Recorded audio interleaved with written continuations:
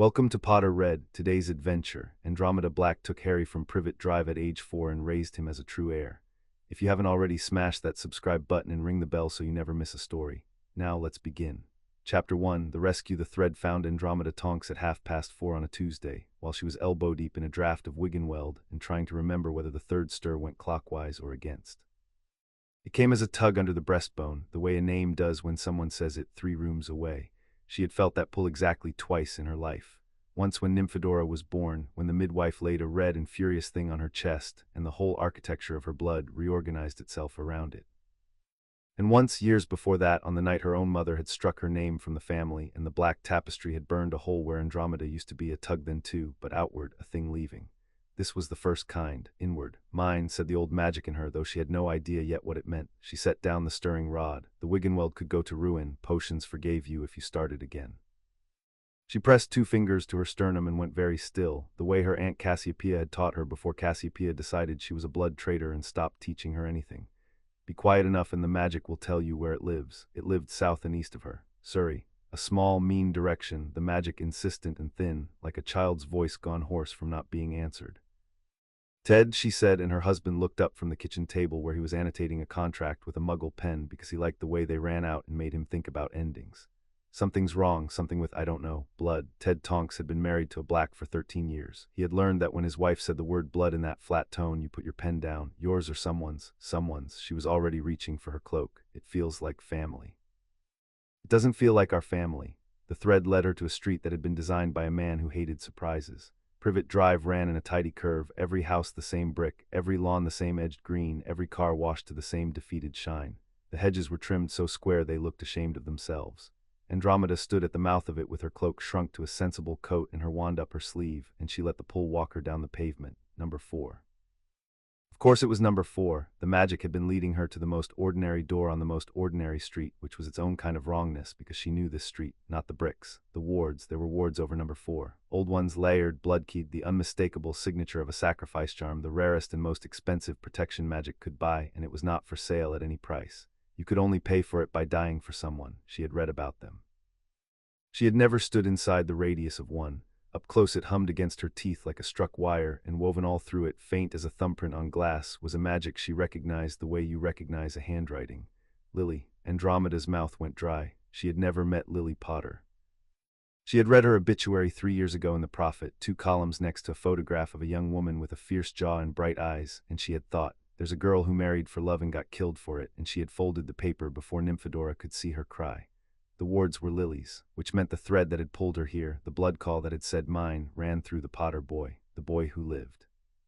The one the whole wizarding world had toasted in the streets and then, apparently, set down in Surrey behind a sacrifice charm and forgotten. She had assumed, like everyone, that he was being kept somewhere golden, a manor, a guardian, somewhere the savior of them all could be raised in the warmth he'd bought them with his parents' lives.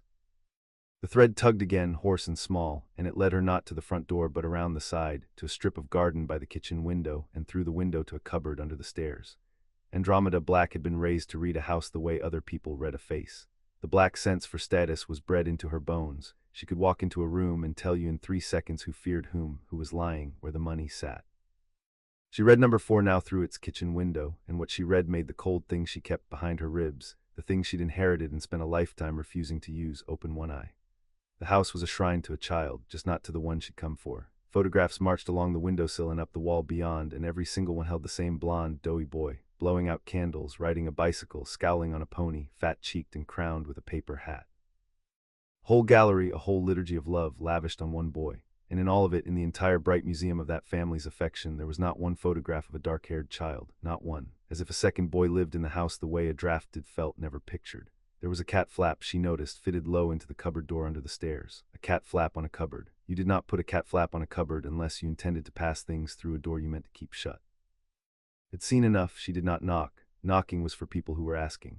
Andromeda Tonks unlocked the front door of number 4 Privet Drive with a flick of 2 fingers. The lock had never met a charm and surrendered like a coward and walked into the hall, and the smell of the place hit her. Lemon polish over something underneath. The cabbage and bleach smell of a house that scrubbed very hard at a surface it didn't want examined.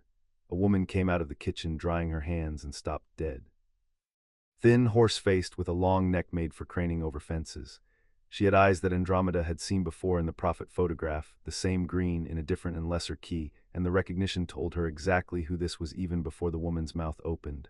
"Who are you? Get out of my— Get out, Petunia Dursley," Andromeda said, not a question. She let the name land and watched the woman flinch from it the way you flinch from a magic word, and that flinch told her the rest of it, that Petunia knew what Andromeda was the instant she'd come through a locked door without touching it. "You're one of them." Petunia's voice dropped to a hiss, glancing back over her shoulder at the kitchen as if she could be overheard by God. "You can't be here. You people aren't allowed," he said. "Dumbledore said no one would. Where is he?" "There's no one, there's no he." A man filled the kitchen doorway. He was built like a man assembled from spare sofas, purple already climbing his neck, and he had the particular outrage of someone whose evening had been interrupted. "Pet, who is this? What's she? You? Out? I don't know how you got in, but you can get yourself right back." "Where," Andromeda said, "is the boy?" She did not raise her voice. She had learned a long time ago, in a drawing room in Islington under a tapestry of murderers, that you never raised your voice. Raising your voice was admitting the other person had options. You said the words flat and even, and you let the room understand that you already knew the answer and were only giving them the courtesy of agreeing with you. Her mother had used that voice to disinherit her. Andromeda had hated it for 20 years. She used it now and felt it fit her hand like a wand. Vernon Dursley opened his mouth to bluster, and across the hall, behind a white-painted cupboard door fitted with a cat flap, something small shifted in the dark. Andromeda crossed the hall. "Don't you touch that, that's nothing, that's a cupboard." Petunia's voice climbed. Andromeda opened the door. There was a boy in the cupboard under the stairs. He was sitting on a thin mattress with his knees drawn up, and he was 4 years old, and he was looking at the sudden light not with hope and not with fear, but with the flat, assessing calm of a creature deciding whether it was about to be hit.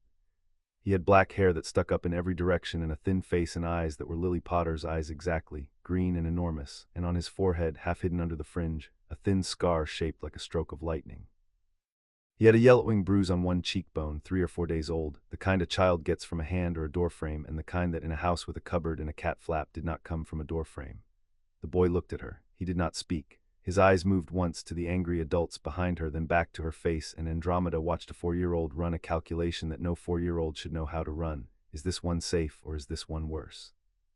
Something behind Andromeda's ribs, the cold inherited thing, opened its other eye, and for one clean and terrible second she understood exactly why her family had been feared for 900 years.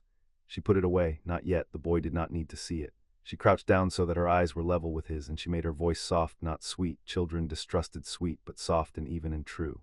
"Hello," she said. "My name is Andromeda. I'm going to take you somewhere better than this." "Is that all right with you?" The boy considered the question with great seriousness, as though no one had ever asked his permission for anything in his life.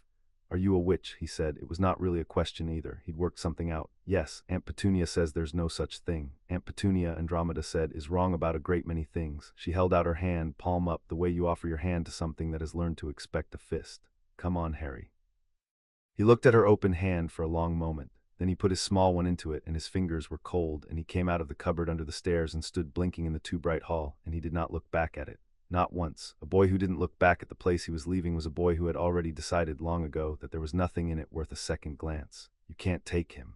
Vernon had found a register of voice somewhere between fury and panic.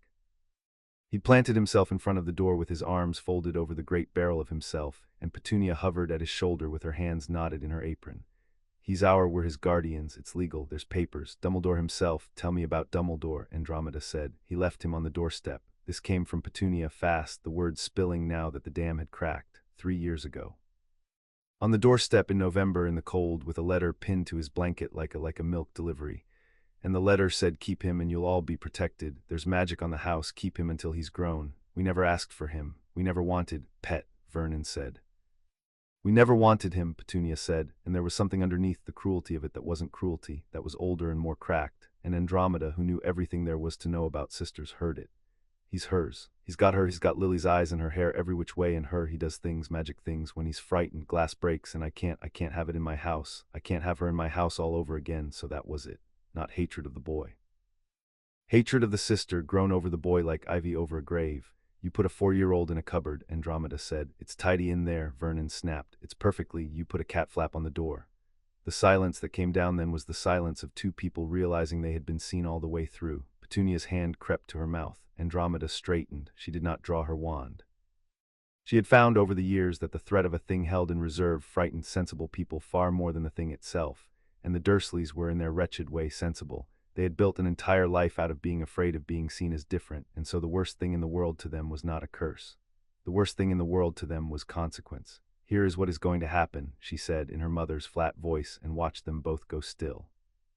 "I am taking this child out of this house tonight, and you are going to let me, and here is why. The magic you are so afraid of keeps records, Mr. Dursley. There are people in my world whose entire occupation is the welfare of magical children, and they are far more terrible than I am, and they answer to no Muggle court.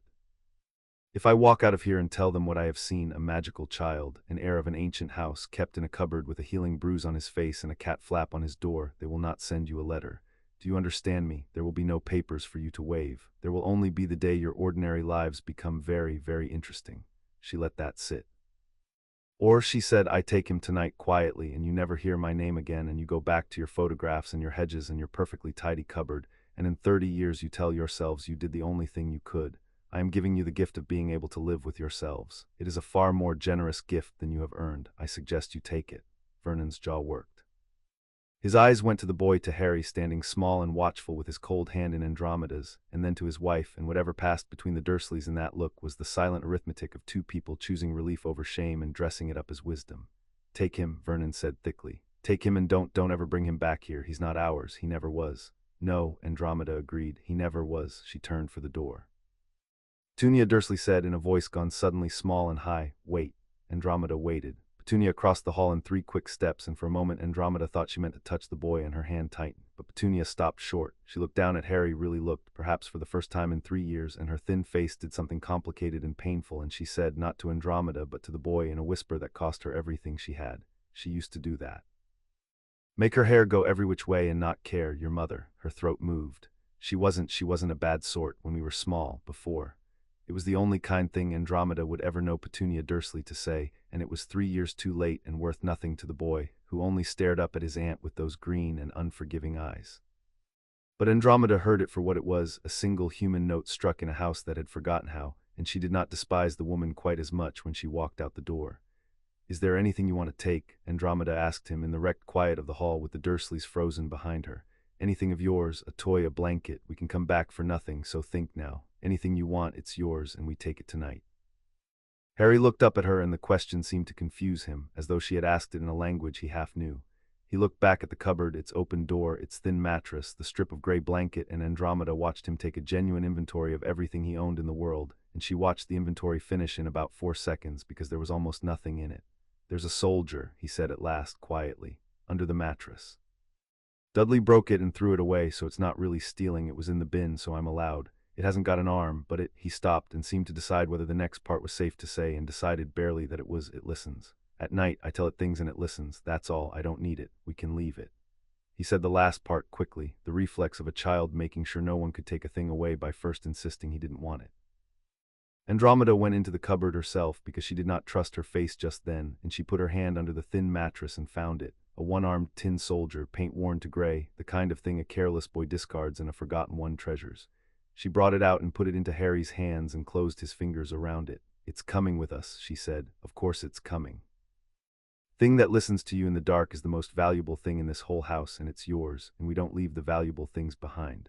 She straightened. "Is there anything else, anything at all?" Harry held the soldier in both hands and looked around the hall one last time at the photographs of the other boy, the tidy carpet, the locked from outside cupboard, the whole museum of a childhood that had been handed to someone else while he watched from under the stairs, and he shook his head once final. "No," he said, "there's nothing else here. That's mine."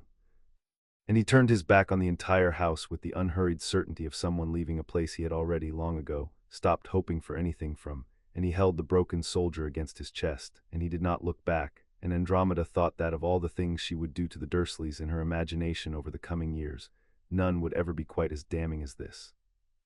That a 4-year-old had stood in the middle of their home and found, in the whole of it, exactly one thing that belonged to him, and it was a toy they had thrown in the bin. The soldier would sit on Harry's windowsill for the next 14 years, in every room he ever slept in, one-armed and gray, and no one in the family would ever ask him to explain it, because by the end they all understood. It was the first thing that had ever been his. The bowl of apples was the second.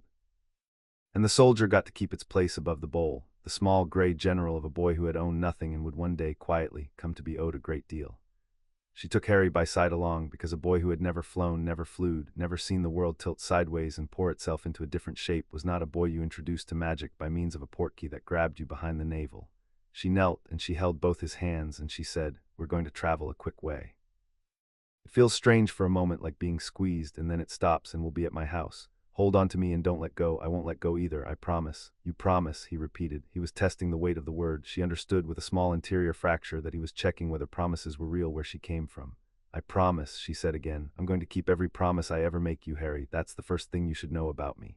He held on.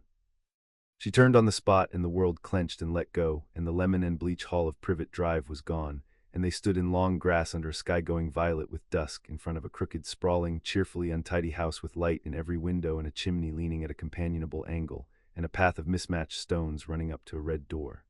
Harry made a small sound. It was not a word. It was the sound a person makes when a held breath is let go, and he was looking at the house with its lit windows the way another child might look at a Christmas tree, and Andromeda realized that what he was looking at was not the house. It was the light in the windows, light that had been left on by people for whoever came home. "This is it," he said. "This is it," she said. "This is home now. Come and meet the others. They're going to be very glad you're here." He kept hold of her hand the whole way up the path. Ted opened the red door before they reached it, because Ted had been watching at the window since she'd left, and he took in the two of them, his wife with her hair coming down and her face wearing the expression he had only seen on it a handful of times in his life, and the small dark boy whose hand she was holding as though it were made of glass, and Ted Tonks, who could talk a hostile Wisengamot subcommittee around to his point of view inside of an hour, found he had nothing at all to say. He crouched down instead, slow and easy, the way you'd lower yourself near a wild thing, and he smiled, and his smile was the most disarming thing about him. It had married a black after all. "Hello," he said. "You must be Harry. I'm Ted. I'm rubbish at magic compared to her, a thumb at Andromeda, but I make the best toast in 3 counties, and I'm told that counts for something. Are you hungry?" The boy's eyes flicked to Andromeda. "Is this one safe?" Andromeda nodded just slightly, the smallest motion, "Yes, this one," and watched the boy take the answer and decide. "Yes," Harry admitted very quietly, as if hunger were a thing he could be punished for. "Right," said Ted. "Toast it is, possibly with jam if you're the adventurous sort. We'll see how you do with toast and work up to jam." And the boy almost smiled. It didn't quite arrive, but Andromeda saw the place on his face where it would one day live, and she thought, there, we start there. The kitchen of the leaning house was warm and overfull in the way the Dursley kitchen had been clean and empty. There were too many chairs and not enough matching ones. There were herbs drying in bunches over the window, and a clock on the wall whose single hand pointed not at numbers but at words: home, traveling, mortal peril, and at the moment, for all 3 of them, home. Harry sat where Ted put him, on a chair stacked with 2 cushions to bring him up to the table, and he held himself very still and very upright, hands in his lap, watching. The toast came golden and buttered, and then, because Ted judged him ready, with a careful smear of strawberry jam. Ted set the plate in front of the boy, and then, and this was the cleverness of the man, he sat down across the table and began eating his own toast and talking to Andromeda about nothing at all, about the leak in the south gutter, and whether the Pendletons next field over were ever going to mend their fence, so that the boy was not watched while he decided what to do. Andromeda answered in kind, and out of the side of her eye she saw the small hand creep out and take the toast and the first bite go in fast, the way a thing eats when it has learned that food can be taken back. Nobody took it back. The boy slowed. By the 3rd bite he had stopped bolting and started tasting, and when the jam reached him his whole face changed, not a smile, not yet, but a kind of astonishment, as though he had not known until that moment that food was permitted to be nice. He looked up, caught, expecting to be in trouble for enjoying it. "Good, isn't it?" Ted said, not making anything of it. "Strawberry's the best one. Marmalade's for people who want their breakfast to argue with them." "It's the best thing I ever ate," Harry said with the grave honesty of the very young, and Ted Tonks had to take a sudden interest in his own teacup, and Andromeda looked hard at the herb bunches over the window until her eyes stopped stinging. "There's more," she said when she trusted her voice. "There's always going to be more, Harry. You don't have to count it. In this house, when the food runs low, we make more food. That's all that happens." He did not understand. She could see that he did not, that he heard the words and could not yet make them mean anything because they contradicted the only law he had ever lived under. But he nodded because he was a clever boy and he had learned that nodding was safe, and she let it be enough for tonight. Then the dish of jam, which sat too near the edge, slid an inch across the table all on its own and nudged itself closer to Harry's plate. The boy froze. The color went out of his face. He stared at the jam dish as though it had grown teeth, and then up at the 2 adults with naked dread, and the words came out in a rush, the rehearsed words of a child who has said them many times to forestall a blow. "I didn't do it. I didn't mean to. I won't do it again. I'm sorry, Harry." Andromeda's voice cut gently across the panic. "Look at me. Nobody is angry. Nobody is ever going to be angry about that, not in this house." She reached out slow and touched the jam dish and slid it the last inch herself until it sat by his plate. That was magic, your magic. You wanted the jam to be closer, and so it came closer. That's not a bad thing you did. That's a wonderful thing you are. He looked at her as if she were speaking a foreign language. Aunt Petunia says she says it's wrong. The breaking glass, she says He stopped. Whatever word Petunia had given him for it, he would not say it. Your Aunt Petunia, Andromeda said, was afraid of something beautiful, and people who are afraid of beautiful things will call them ugly so they don't have to feel small beside them. You are not wrong, Harry. You are not bad. You are a wizard, and one day you are going to be a very great one, and in this house we are going to teach you what that means, and not one moment of it will be a thing you have to say sorry for. She moved the jam dish back to its place, slow, deliberate, no magic, just her hand. Now, would you like more toast, or are you ready for bed? He looked at the jam. He looked at her. More toast, he said, very quietly, daring it, testing whether the law had really changed, and when she only smiled and reached for the bread, he watched the second slice go into the toaster with an expression that was, at last, the very beginning of trust. It was past 9 when Andromeda finally came down the stairs again, having sat beside Harry's borrowed bed in the spare room. Nymphodora's old nursery, she'd thought. We'll redo it. He'll want it to be his and not a hand-me-down, until the boy's breathing had gone deep and even. He had fought sleep for an hour, jerking awake each time he started to go under, checking the room, checking the door, checking that she was still there. Each time she'd said, I'm here, and each time he'd watched her face for the lie and not found it and gone under a little further. The last time he had not woken. He slept now with one fist closed in the blanket, as though even unconscious he refused to be caught without holding on to something. Ted had the kettle on. He poured her tea without asking and put it in her hands and waited, because 13 years had taught him that Andromeda came to the important things sideways. He counted the food, she said at last. At dinner, he thought I didn't see. He counted how many pieces of toast there were and how many of us there were to know if there'd be enough, and when there was more than enough he didn't believe it. He kept watching the plate. She turned the mug in her hands. 4 years old. He's learned to do sums about whether he'll be allowed to eat. Ted said nothing. He'd learned that too. There were photographs everywhere, she went on, of the other boy, their son, dozens of them. And not one of Harry. He lived in that house for 3 years and they never once thought he was worth a photograph. Her voice did not break. She would not let it, but her knuckles were white on the mug. I keep thinking about the day they took the pictures, all those birthday parties, and somewhere in the house in the cupboard listening to it every time. You got him out, Ted said. I got him out. She looked up and her eyes were dry and very dark. Ted, I have to tell you what I haven't said yet. Albus Dumbledore put him there, Dumbledore. He left a 1-year-old on that doorstep with a letter and walked away and built a charm on the house and decided that was enough. The most powerful wizard alive looked at the most important child in the world, and his plan was a cupboard in Surrey. She set the mug down very precisely. When he finds out the boy is gone, and he will, he has instruments for it, he is going to come, not the muggles, him. And he is going to be reasonable and grieved and absolutely certain he is right, and he is going to try to take Harry back, for the boy's own good, the way men like him have always done the worst things in the world, for the good of someone too small to argue. Ted leaned back against the counter and folded his arms, and his mild face had gone, for once, entirely serious. Then we'd better be ready to argue. We'd better be ready to win, Andromeda said. Arguing's not enough. Won't be moved by feelings. He thinks he's already accounted for feelings. He'll be moved by law and by leverage and by the one thing he can't override, which is the boy's own standing. Harry isn't nobody, Ted. He's the last Potter. There's an ancient house behind him, dormant, with a seat in the Wisengamot and a vault, and rights that nobody's been minding because the boy was meant to grow up in a cupboard and never know he had them. She picked the mug back up, mostly to have something to do with her hands. And there's my house behind him too, whether the old monsters like it or not. They burned my name off the tapestry. They didn't burn it out of my blood. He's a Black through me and a Potter through Lily, and if I raise him right, he'll be an heir of 2 ancient houses and beholden to no one's plan but his own. Dumbledore can't take a boy like that and tuck him back in a cupboard. The world won't let him. We just have to make the boy into someone the world can see. Ted was quiet for a moment. Then mildly, in the voice he used for the truest things, that's a tall order for a 4-year-old who's afraid to take a second piece of toast. I know. He's going to need a long time before any of that, before politics, before being anyone's heir. Ted crossed the kitchen and put his hand over hers on the mug. He needs to be a child first, Dromeda. He's never been one. Before he's an heir of anything, he needs to be a boy in a house where the lights are left on for him. That comes first. The rest comes when he's strong enough to carry it. And there it was, the reason she had married a muggle-born clerk and let her mother burn her name to ash and never once regretted it. He saw the same thing she saw, and he saw it gentler. First a son, she said quietly, then an heir. First a son, Ted agreed. Outside, the wind moved through the long grass, and somewhere south and east of them, in a circular office in a castle in the mountains, a small silver instrument on a spindle-legged table, one of a dozen that whirred and clicked their day and night, each keyed to a different thread of magic the world's most careful man had cast into the dark years ago, wound itself slowly down. It had spun without ceasing for 3 years in one autumn, registering the steady, contained presence of a blood protection over a house in Surrey.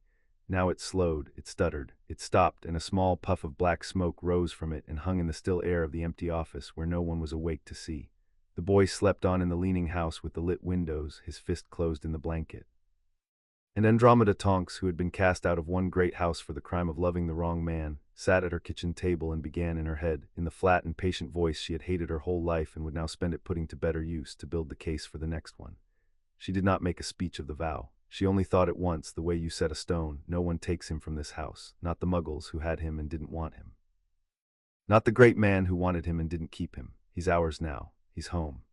Then she rinsed the mugs and turned off all the lights but the one in the hall, that one she left burning as she would every night for years, so that whoever came home in the dark would know the house was waiting, and she went up the stairs to bed, past the room where the dark-haired boy slept holding on, and she did not yet know his whole story, and he did not yet trust a single promise in the world. But the thread under her breastbone had gone quiet and warm and certain, and it said, the way it had said only twice before in her life, mine. This time she did not let go. Chapter 1 and Chapter 2. The Tonks household. Harry woke before dawn all at once, fully, with no soft border between sleeping and not. It was a survival habit, and he did not yet know he had it. He lay still and let his eyes do the work first, a trick he'd taught himself, mapping the room before he risked moving in it. The room was wrong, that was the first thing. It was wrong in every direction. The ceiling was too far away. He was used to a ceiling he could touch by sitting up, a slope of underside of stairs that came down to meet him. This ceiling had a crack in it shaped like a river and a water stain shaped like a dog, and it was a whole ceiling's distance away. There was a window with the gray beginning of light in it, and the light was moving, because there was a tree outside and the tree had leaves, and the leaves were doing something he had no word for yet, which was being alive in the wind. There was a wardrobe with one door that didn't shut. There was a rug. There was a chair, and over the back of the chair someone had laid clothes, small clothes, his size, but not his, because his were gray and these were blue and red, and one jumper had a fat yellow duck knitted into the front of it. And there was a woman asleep in the chair. He went very still at that. He knew the rules about being awake before the grown-ups. But she was not Aunt Petunia, and this was not the cupboard, and slowly, piece by piece, the night before came back to him, the light in the kitchen window, the toast that was the best thing he had ever eaten, the jam that moved by itself and did not get him hit, the woman who said I'm here every time he checked. Andromeda, that was her name. She had a long name, and he had said it twice in his head before he slept so he would not lose it. She had fallen asleep in the chair beside his bed. She was still in yesterday's clothes. Her hair had come all the way down, and there was a crease in her cheek from the chair's wooden edge, and even asleep her face was not soft. It was a sharp face, a hawk's face, the kind of face that in his old life would have meant danger, but she had sat in a hard chair all night so that if he woke he would not wake alone, and Harry, who was 4, did not have the words for what that did to him. He only knew that he did not want to move, in case moving ended it.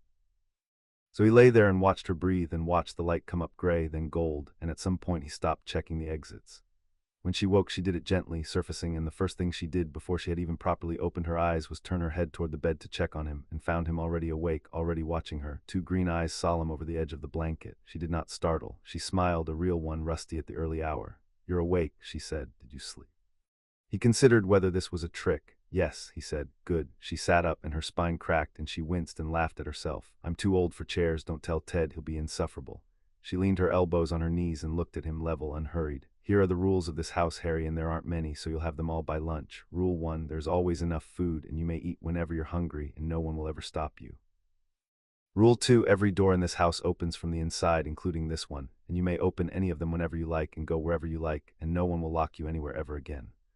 Rule 3, and here she paused and made sure he was looking at her. If you are ever frightened in the night or in the day, you come and find me or Ted, and we will not be cross. Not ever. Being frightened is not against the rules. Those are the rules. Can you remember them? Food, doors, frighten, Harry said. Something moved across her face. Food, doors, frighten, she agreed. Exactly right, you're quick, I thought you might be. He didn't know what to do with being called quick as though it were good. At Privet Drive, being quick had been a thing you hid. A boy who was quicker than Dudley was a boy asking for trouble. Here it was a gift she seemed pleased to find. He turned that over and said nothing. There's someone who's been dying to meet you since last night, Andromeda went on, and I made her wait because you were tired, and she is 11 and has the patience of a kettle. Would you like to meet her? She's my daughter. Her name is Nymphadora, but she'll bite you if you call her that, so you'd better call her Dora or Tonks, which is what she prefers. She stood and held out her hand, palm up, as she had in the cupboard, always offering, never seizing, always leaving him the choice, and after a moment he took it and got out of the too big bed in the room with the river-crack ceiling and went to meet his sister. Nymphadora Tonks was waiting at the bottom of the stairs because she had been told, on pain of losing her broom privileges for a month, not to come up them. She was vibrating. She had been awake since 5. There was a strange small boy in her house, a brother, her mum had said last night, low and serious in the kitchen. He's going to be your brother now, Dora, and he's been hurt, so you're going to be gentle. Do you understand me? Gentle, and Tonks had nodded and lain awake half the night trying to work out how to be gentle, which was not, historically, her strong suit. She heard them on the stairs and looked up, and there he was, a tiny scrap of a boy in pajamas, dark hair everywhere, holding her mother's hand and watching the world the way a much older and much more tired person watches it. He was so small, that was the thing that got her. She'd pictured someone her own size somehow. He looked like he'd snap. "Hi," she said, and then remembered gentle and lowered her voice to a sort of stage whisper. "Hi, I'm Tonks, you're Harry." He nodded, wary, half behind Andromeda's leg. Tonks had been planning to be calm and welcoming and grown up. She abandoned the plan immediately, because the boy looked like he needed something better than calm.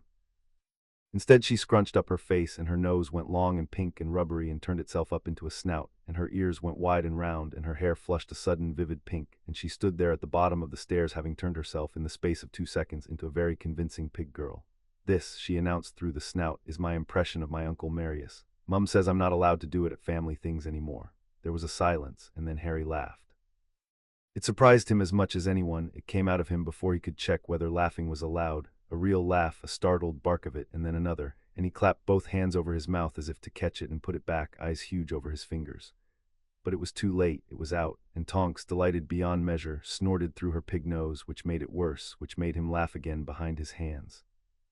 Over the boy's head, Andromeda met her daughter's eyes, and something passed between mother and daughter that did not need saying. "Well done," it said. "Keep going." "Do another one," Harry said from behind his hands, in barely more than a whisper, and it was the first thing he had ever asked anyone for in his life that wasn't strictly necessary to survive. Tonks did another one. The first week, Harry hoarded food. Andromeda had been waiting for it and was careful not to seem to notice. Bread rolls went missing from the table and turned up later, going stale, tucked under the loose floorboard in his room that he thought no one knew about.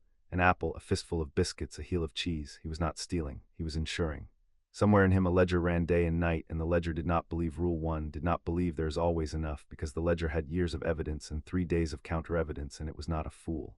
She did not stop him.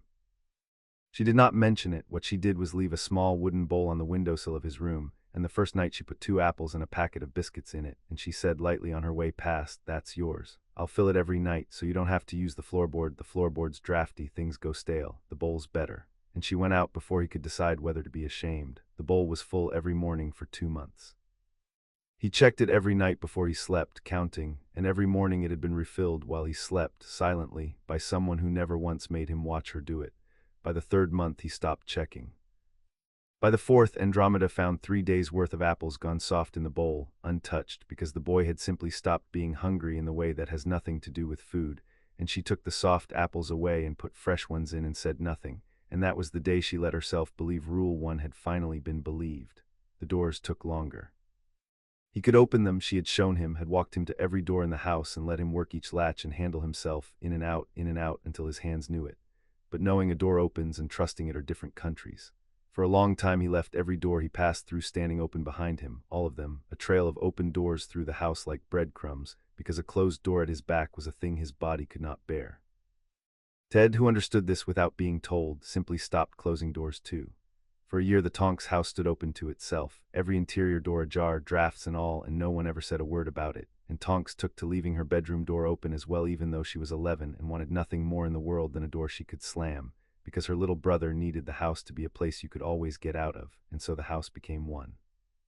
Ted Tonks worked in the Department of Magical Law as a clerk of contracts, which sounded dull and was, to everyone except Ted, who had discovered young that the dullest sounding rooms in the world are where the real power is kept, because power hates to be looked at and law is where it goes to hide. He came home the 3rd night with his briefcase and his loosened tie and a look Andromeda knew, and he waited until the children were asleep before he spread the parchments on the kitchen table. "I've been reading," he said. "You've been reading at work on the firm's time about our boy," she said. "You'll be sacked. I'll be promoted. Nobody else understands the wardship statutes and they live in terror of the day I retire." He smoothed the topmost parchment. "Listen, I wanted to know exactly where we stand before someone with a long beard tells us where we stand. So, Harry James Potter, son of James Potter and Lily Potter, both deceased. There's a will." He tapped it. "There's a will, Dromeda." Sealed by order of the chief warlock of the Wisengamot, that's Dumbledore, for reasons of the child's security, 2 days after the parents died. A will that names guardians is sealed. Now why would you seal a will that names guardians unless the guardians it names are not the guardians you intend to install? Andromeda's eyes had gone very dark and still. Who does it name? I can't see it. It's sealed, that's the point.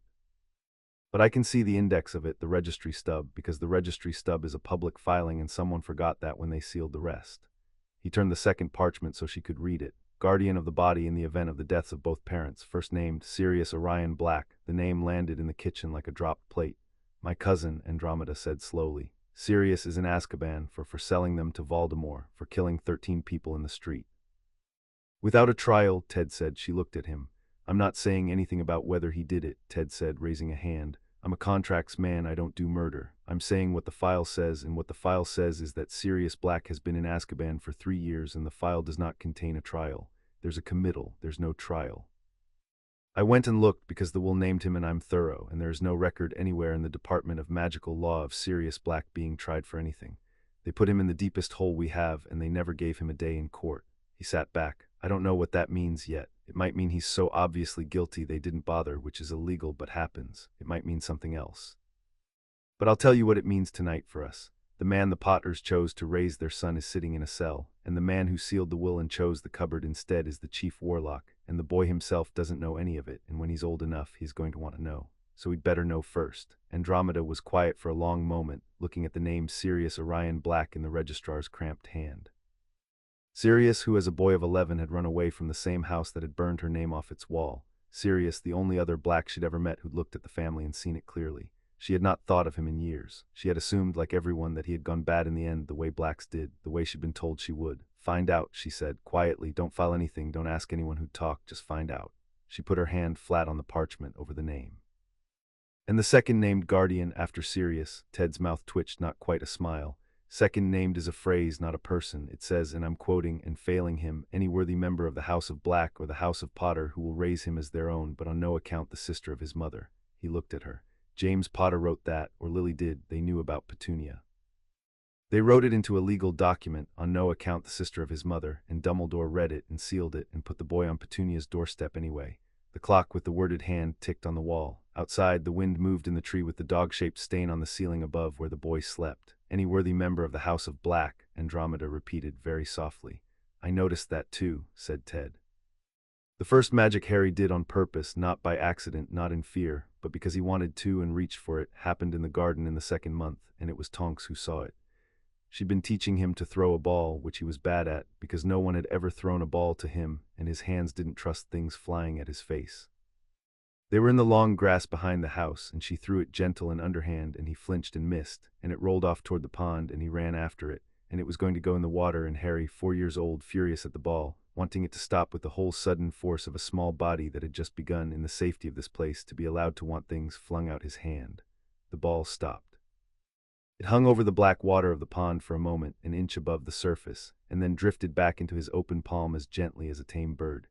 He stood there holding it, breathing hard, and turned to look at Tonks with an expression she would remember for the rest of her life, because it was the expression of a child waiting to find out whether the thing he had just done was going to cost him. Tonks did not make it a lesson. She did not gasp or fuss or run for her mother. She put her hands on her hips and grinned and said, Oi, show off, in exactly the tone an older sister uses for a younger one who's just done something annoyingly brilliant, and she scuffed his hair and she said, but you can't do it twice, and threw the ball again harder, and the matter-of-factness of it, the sheer ordinary sibling rudeness of it, did more for Harry than any amount of wonder could have. He understood in that moment in a way no speech had managed. This was normal here. Wanting things and getting them with your mind was an ordinary thing you could be teased about. He was not strange, he was just home. He did not catch the ball the second time, but he laughed when he missed, and that was new too. That night at dinner, Tonks told the story at the table with enormous relish and a good deal of exaggeration, and Harry sat scarlet and pleased, while Ted demanded a demonstration and Andromeda said absolutely not at the dinner table. And the salt cellar then slid the length of the table into Ted's hand entirely on its own, and Andromeda looked at her husband, who whistled and studied the ceiling, and at her son, who was trying very hard not to laugh, and she gave up and laughed herself. And the kitchen was loud, and the boy was in the middle of it, and no one was counting anything. He asked about his parents for the first time in the spring, 6 months in, on an ordinary afternoon, in the way children ask the enormous questions, sideways, casually, while doing something else, so that the answer can be survived no matter what it is. The lady at Privet Drive, Harry said, lining up his tin soldier against a column of clothes pegs on the kitchen floor. Aunt Petunia. She said my mum and dad were, she said they were drunks and they died in a car crash, and that's how I got the scar, and that's why they had to take me, and I should be grateful. He did not look up from the soldier. Is that true? I don't have to be told it's not if it's true. I just want to know which it is. Andromeda set down the knife she'd been cutting bread with, and she came and sat on the kitchen floor across from him, among the clothes pegs so that they were level, because some things you do not say standing up. No, she said, it is not true, and I'm glad you asked, and I will never lie to you about them, not once, not to spare you, not ever. Here is the truth. Your father was James Potter, your mother was Lily. They were not drunks, and there was no car crash. They were a witch and a wizard, young and brave and very much in love, and there was a terrible man, the worst wizard in 100 years, who was hurting people and killing them, and your mother and father stood up against him when most grown adults were too frightened to. They stood in the doorway, Harry. And the terrible man came for them in the night on Halloween when you were 1 year old, and your father died holding the door so your mother could run with you, and your mother died standing in front of your cot so the man couldn't reach you, and she would not move even when he told her to, even to save her own life. She chose you. With her last breath, with everything she had, she chose you. Andromeda's voice was steady because she had decided it would be. That scar isn't from a crash. It's the mark of the night your mother loved you so much that her love turned a killing curse aside, which is supposed to be impossible, and made you the only person in the history of the world to live through it. That's why you're called the boy who lived, not because you did anything, because you were loved past the point where love is supposed to be able to reach. Harry was very still, the soldier forgotten in his hand. She died in front of me, he said slowly, on purpose, to keep me safe, on purpose. To keep you safe, and then I got given to people who put me in a cupboard. Yes, Andromeda said, and did not soften it, because he had earned the truth, and softening it would have been a different lie. Your mother gave everything she had so you would live, and the people who were supposed to honor that put you under the stairs. That is the great wrong at the center of your whole story, Harry, and you should know it, and you should be angry about it, because it was wrong, and being angry at a true wrong is healthy. But here is the other thing, the thing I need you to hold next to the anger so it doesn't eat you. Your mother's choice worked. It didn't stop at Privet Drive, it found you.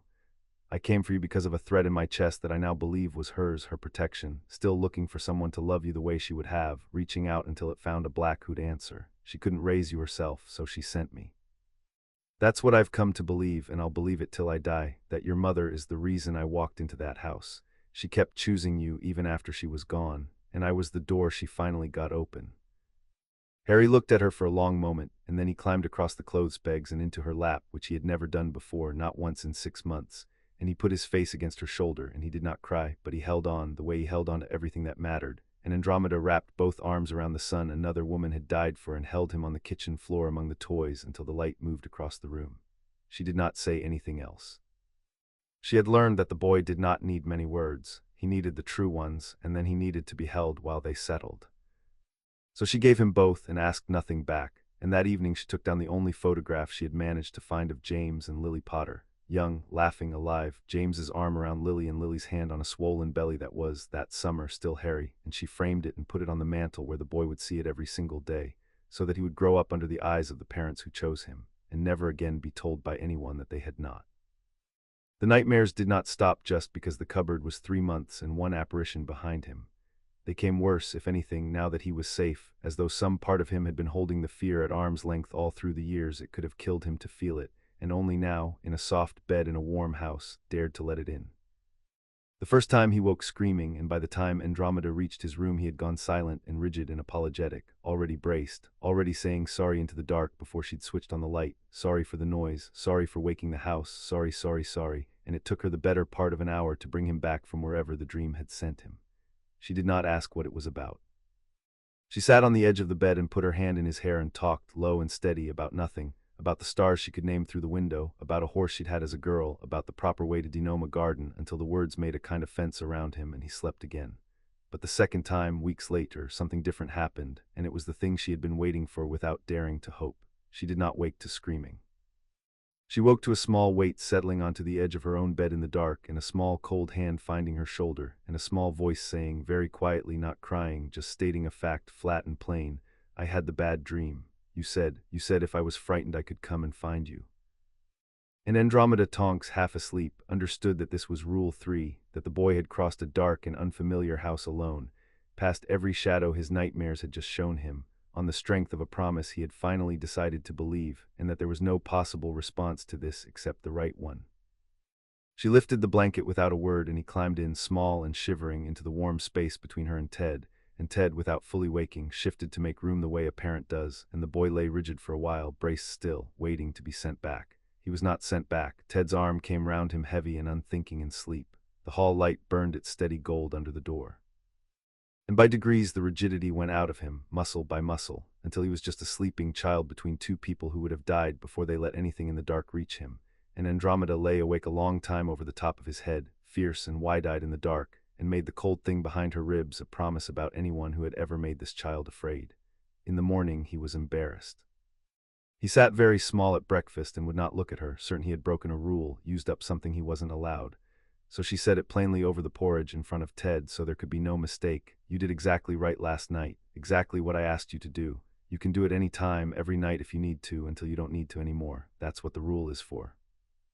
And she watched the shame go out of him and something settle in its place that had not been there before, and she thought, there, he believed one, now he believes three. Ted took the boy on as an apprentice in the matter of toast, and then in the matter of everything else, because Ted Tonks had a theory about children that he had never written down anywhere but lived by completely, which was that you did not teach a child by talking at him. You taught a child by needing him, by handing him a real job, slightly too hard, and standing back. So Harry at 4 and then 5 held the torch while Ted fixed the south gutter, and learned the names of tools by being asked to fetch them, and was permitted to hammer real nails into the loose board of the garden gate badly, and then to do it again until it was straight, and Ted never once did it for him. When the boy got it right, Ted said so, plainly, no fuss, as was his way with praise, and the plain telling was worth 100 extravagant ones because Harry could feel it was true. Ted let him make mistakes and did not punish them. He treated a bent nail as information, not as a crime, and the distinction rebuilt something in the boy that the cupboard had taken apart. At Privet Drive, a mistake had been a thing you paid for. Here a mistake was just the first draft of getting it right. "Why do you let me do the hard part?" Harry asked him once, struggling with a stubborn jar lid Ted could have opened with 2 fingers. "Uncle Vernon never let me do anything. He said I'd break it, because you won't learn to open jars by watching me open jars," Ted said, not looking up from his newspaper, perfectly easy. "And because one day there's going to be a thing you need to open and I'm not going to be in the room, and I'd rather you'd had the practice." The lid gave with a pop. Harry stared at it, triumphant. "There," said Ted. "Now you can open jars. Nobody can take that back out of you. Everything I teach you works like that. Once it's yours, and there's not a soul on this earth can put it back in the box." He turned a page. "Remember that when you're older and someone tries to tell you you're not allowed to know things, knowing's the one thing they can't confiscate." Harry remembered it. He remembered most things Ted said, because Ted said so few of them and meant all of them. The Wardstone lived in the cellar, and Andromeda took him down to see it the autumn he turned 5, on a day of cold rain when the house had drawn itself in and there was nothing better to do than learn something true. It was not impressive to look at, a rough lump of gray granite the size of a loaf, set into the floor at the lowest point of the house, veined faintly with something that caught the lantern. But when Andromeda took Harry's hand and laid his palm flat against it, the boy went still all over and his eyes went wide because he could feel it. It was alive. It was breathing, slow and enormous and patient, a great quiet animal lying under the house, and it knew he was there and it was glad. "Every old house has one," Andromeda said softly, kneeling beside him on the cellar floor with the rain drumming above. "A heartstone. The wards come out of it, the protections, the warmth, the thing that makes a house a home instead of just a building. Ted's family didn't have one, mine did, the great houses always do, and when we built this place I set a small one because I wanted my children to grow up inside something that loved them even when I was asleep." She watched his face in the lantern light. "It knows the family. It learned Dora the day she was born. It's been learning you since the night I brought you home, feeling you come and go, getting your shape. Can you feel that it knows you?" Harry nodded slowly, his palm still against the stone, his whole attention poured into it. "It feels like he hunted for it, like the hall light, the one you leave on, but everywhere, all through the house, all the time." Andromeda had to be quiet for a moment. "Yes," she said when she could, "that's exactly what it is. That's exactly right." She closed her own hand over his small one on the warm gray stone. "This is old magic, Harry, the oldest kind. It's not the spells and wands magic Dora does, the bright, quick, clever kind. This is slower and deeper and far harder to learn, and most witches and wizards never bother, and that's their loss. It's the magic of belonging to a place and a people. One day when you're grown, you'll have great houses of your own behind you, older and stronger than this little stone, and they'll have hearts like this one, waiting all these years for an heir to come home and put his hand on them. And when you do, they'll know you, the way this one knows you, because blood remembers even when men forget." She squeezed his hand. "But that's a long way off and you don't need to understand it yet. Tonight all you need to know is this: the house loves you. I built it too. Now come up out of the cold, the stone will keep." Harry took his hand off the hearthstone reluctantly, the way you put down a sleeping animal, and followed her up the cellar stairs into the warm-lit kitchen. And for the rest of his life, in every house he ever lived in or fought for or came home to, some part of him would be listening underneath everything for that slow, enormous breathing, the first old magic he ever met, in a cellar in the rain with his mother's hand over his. The owls came in August, 2 of them on the same gray morning, and they could not have been more different.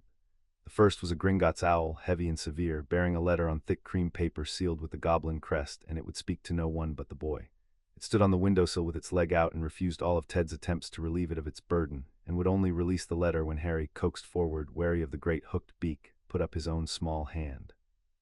Andromeda read it over his shoulder. It was a routine thing, a re-registration of address. The trust of House Potter, held at Gringotts, had been administered for 3 years on the understanding that the heir resided at number 4 Privet Drive, Surrey, and the goblins, who missed nothing and forgave nothing and tracked the location of their account holders the way a spider tracks its web, had noted that the heir now resided elsewhere, and required the new address for their records, and would the heir or his guardians attend at their earliest convenience to review arrangements that had. The letter implied with cold goblin courtesy been left unreviewed for entirely too long. "They know where you are," Andromeda told Harry, who was eyeing the owl. "The goblins always know where their gold is, and you, my love, are gold. That's not a frightening thing. It means there's a great deal of money that belongs to you, and people whose entire job is to mind it, and when you're a little older we'll go and meet them and they'll show you. The goblins are not your friends. Goblins aren't anyone's friends, but they keep their bargains to the letter, which makes them better than most friends. Remember that." Harry nodded and reached up and very carefully stroked the severe owl's chest feathers with one finger, and the owl, which had bitten Ted twice, permitted it. The second owl came an hour later, and it was a small, tawny thing, and it carried no letter at all, only a thin thread of a charm wound round its leg, the kind of locator spell a careful person casts to find out whether a place is what they think it is. Andromeda caught at the moment the owl crossed the boundary of the garden. She felt the charm brush the house's wards like a finger testing a lock, and she stood very still in the kitchen with a knife in her hand and watched the little owl circle the house twice, looking, and then wheel away south and east, back toward Surrey, back toward a squat old woman in a house full of cats who had spent 3 years watching number 4 from across the road, and had reported that very morning that the boy was gone. She did not tell Harry about the second owl. She told Ted that night in 3 words. He started looking. "Fig," Ted said. "Fig first, then him." Andromeda set down the knife she had carried around all day without noticing. "He'll be slow, he's careful, and he's proud, and admitting the boy walked out from under the great protection he built will cost him something, so he'll check and recheck before he moves. We have a little time, not much, a year, maybe 2, before he comes to the door." She looked toward the stairs, toward the room where the boy slept with his bowl of apples now mostly untouched on the sill. "Good, let him be slow. Every month he wastes being careful is a month the boy gets to spend being 4, being 5, being just a boy. By the time that man knocks on my door, Ted, I want Harry to be someone Dumbledore can't argue away. I want him loved so deep it shows and taught so well it shows, and I want the whole of the law and both of his names standing behind him. Let Dumbledore take his time, we'll take ours better." Tonks left for Hogwarts on the 1st of September. She had been packing for a week, which mostly meant unpacking and repacking and losing her wand and changing her hair color to match her mood, which by the morning of departure had settled on a nervous, hopeful turquoise. Harry watched the whole production with the grave attention he gave to everything, and as the trunk was wrestled down the stairs and the morning filled with the particular chaos of a family going somewhere, a quietness came over him that Andromeda recognized, and that broke her heart a little, because she knew exactly what it was. He thought Tonks was being sent away. He thought this was how it happened, that you got a sister, and then one day a trunk came down the stairs and the sister went, and that was the order of things. Things were given and then taken, and he was bracing for it the way he braced for everything without complaint as a fact of the world. It was Tonks who worked it out, because Tonks had spent 5 months learning to read him. She stopped halfway out the door, trunk and all, and came back and crouched down in front of her brother in the hall, turquoise hair and all, and took him by both shoulders. "Hey," she said. "Hey, I'm going to school, Hogwarts. It's a castle and it's brilliant, and I've been waiting my whole life to go. I'm not being sent away, you daft thing. I'm going on an adventure, and I'll be back at Christmas, which is," she counted on her fingers, "not even 4 months. That's nothing at all, and I'm going to write you a letter every single week with an owl, and you can write back, and Mum will read it to you and help you write the letters back until you can do it yourself. And then before you even notice, I'll be standing right here in this hall again being annoying. Okay, I'm coming back. I always come back, say it back to me." Harry looked at her and his chin was doing something it was fighting not to do. "You always come back," he said. "I always come back," Tonks said. And one day, you daft, brilliant, show-off boy, you're going to come too, and I'll be a big, important 7th year, and I'll pretend I don't know you in the corridors, and it'll be hilarious." She pulled him into a hug fast and fierce before he could decide whether to allow it, and over his head she met her mother's eyes, and her own were wet. "Look after them," she whispered into his hair, too low for the grown-ups, the kind of thing one soldier says to another. "They're soft, those two, they need someone tough about the place. That's you now. Deal, deal," Harry whispered back. She let him go and stood and dashed her sleeve across her eyes, and her hair flushed defiantly back to pink, and she grabbed her trunk and announced to the household at large that if they didn't hurry up she'd miss the train and it would be entirely their fault, and the morning swept her up and out the door and away to the station, and Harry stood in the hall and watched the place where she had been. He did not cry.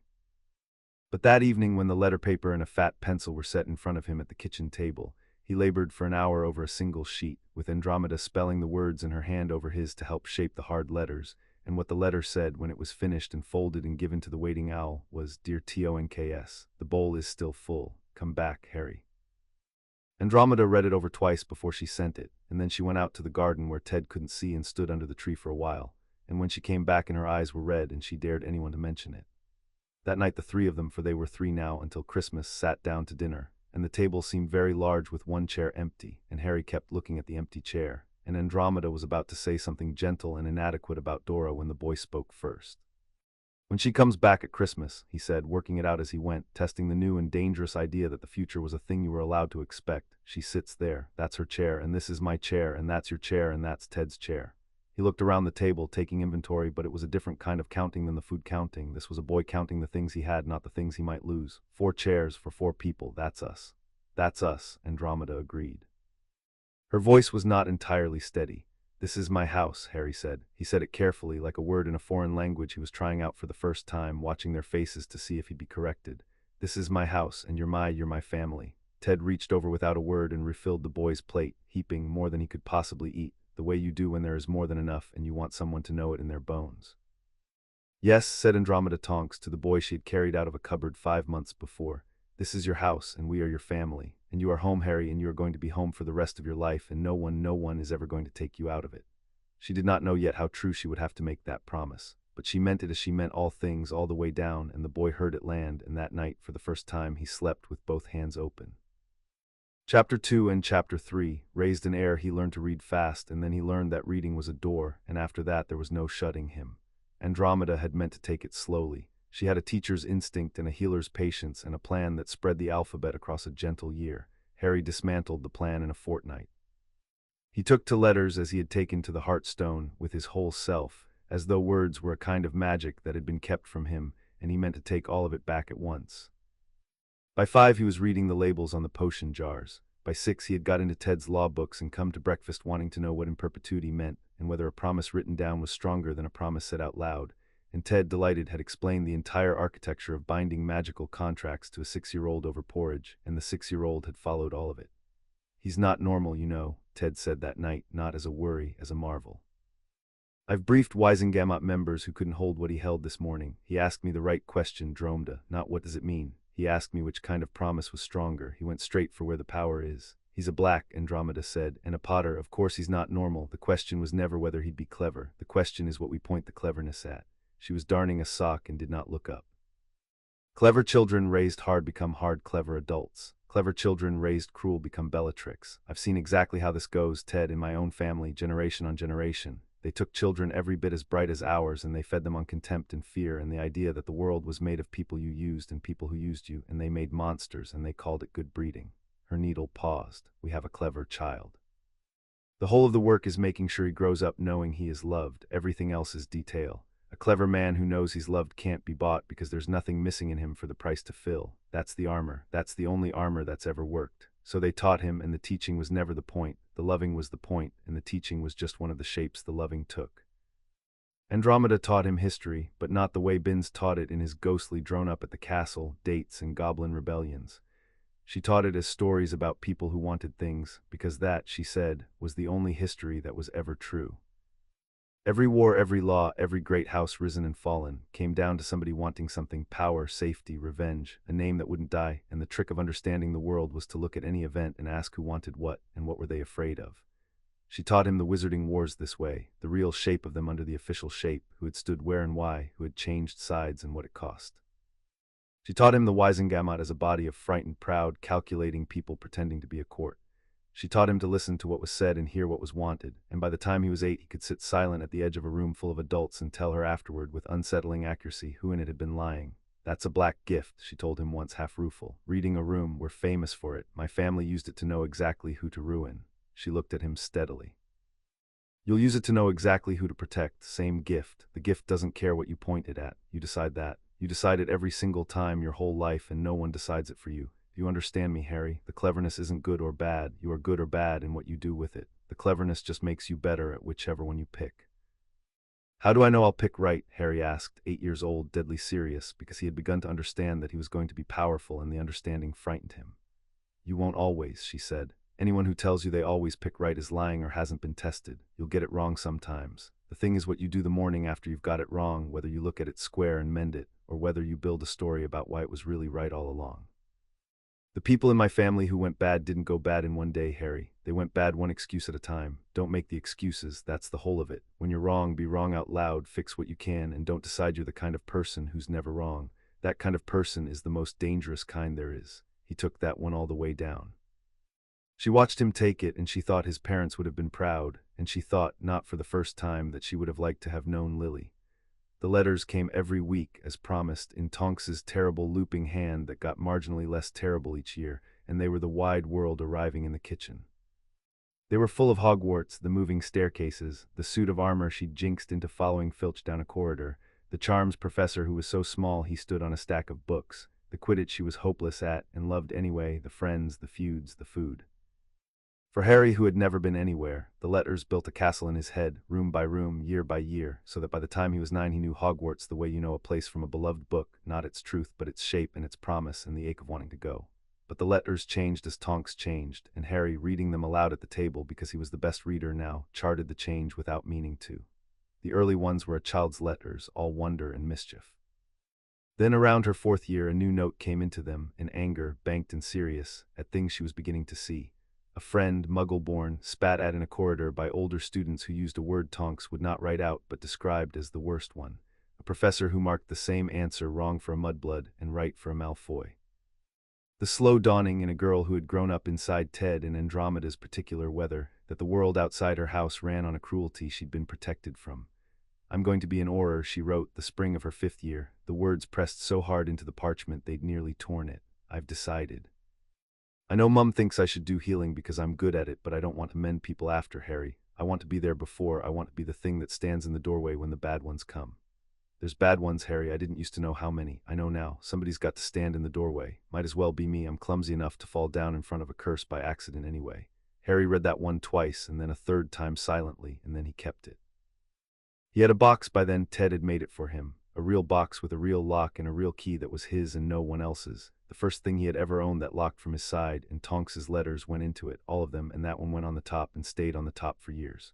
Somebody's got to stand in the doorway. He was 9 when he decided quietly, without telling anyone, that he was going to be the kind of person who stood in doorways too.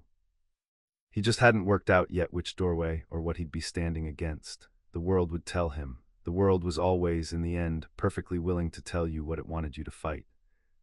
Andromeda still did a day of outreach healing once a month, at a clinic St. Mungo's ran in a poor magical quarter most of the wizarding world preferred not to think about, and the autumn Harry was 8 she began to take him with her, because she had decided it was time he learned the lesson that no book teaches and that every great house had forgotten, which was what the world actually looked like from underneath. The clinic was not Diagon Alley. It was a crooked back street of leaning houses where squibs and the poor and the unlucky lived crammed together, where a witch might go her whole life without a healer because she couldn't pay, where children went without the simplest potions because the simplest potions cost money their parents didn't have. Harry sat quiet in the corner of his mother's surgery all day and watched her work, watched her mend a glassblower's burned hands for free and wave away his shamed apology, watched her treat a feverish baby whose mother had walked 6 miles because she had no flu powder, watched her be in that back street exactly the same cold, competent, warm, immovable person she was at home. Except that here the competence and the warmth were the only things standing between these people and a great deal of suffering. "Why doesn't everyone have a healer?" Harry asked on the way home in the tired dark. "There are so many at the clinic, and in town there's a healer on every corner and nobody waiting. Why are they all in town where the people can pay and none of them out there where the people are sick? Because, said Andromeda, the people out there don't matter to the people who decide where healers go. They're poor and they're squibs and they're the wrong sort, and the families who run things, my family, the Malfoys, all of them, built a world where help flows toward gold and away from need, and called it the natural order, and most people never once asked why the natural order looks so suspiciously like a thing that's good for the people who built it. She kept her eyes on the road. I could heal in town, Harry, I'd be rich, Ted, and I would never count a galleon again. I go to the clinic instead 1 day a month for free, because when I was 20 I walked out of the family that built the unfair world, and I decided that if I couldn't tear the whole thing down, and I can't, no one can, it's 900 years deep, then I would at least refuse to profit from it and spend what I had on the people it was built to forget. It's not enough, 1 day a month against all of that, it's a candle in a hurricane. But the candle is mine and I light it, and the people whose hands I mend would tell you it mattered to them even if it didn't matter to the world. She glanced at him. You wanted to know what the doorway was, the one your sister talks about, the one you keep saying you'll stand in. There, that's one of the doors, Harry. There are people the world has decided don't count, and someone has to stand between them and the people who'd grind them up for being inconvenient, and almost no one with any power ever does, because the whole point of having power in our world is that you get to stop seeing the people underneath you. She let the silence sit a moment. You're going to have power, a great deal of it, more than I ever had. The houses, the seats, the gold, the cleverness, all of it. And the only question that's ever mattered, the only one, is whether you'll be the kind of powerful person who looks down and sees people, or the kind who looks down and sees pieces. I take you to the clinic so that when you're grown and rich and important and everyone around you is pretending the back streets don't exist, you'll remember the glassblower's hands and you won't be able to unsee them. That's the whole reason. I'm ruining your ability to ever look away. It's the cruelest and kindest thing I know how to do to a child, and I'd do it again tomorrow.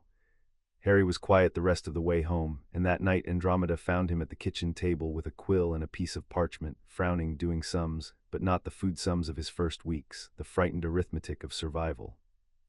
He was working out in an 8-year-old's careful figures, how many free clinic days a person could fund if they had, say, a Potter vault, and how many healers you could pay to go to the back streets if you simply decided their wages were a thing your gold was for, and whether a seat on the Wisengamot could be used to change where healers were allowed to be sent in the first place.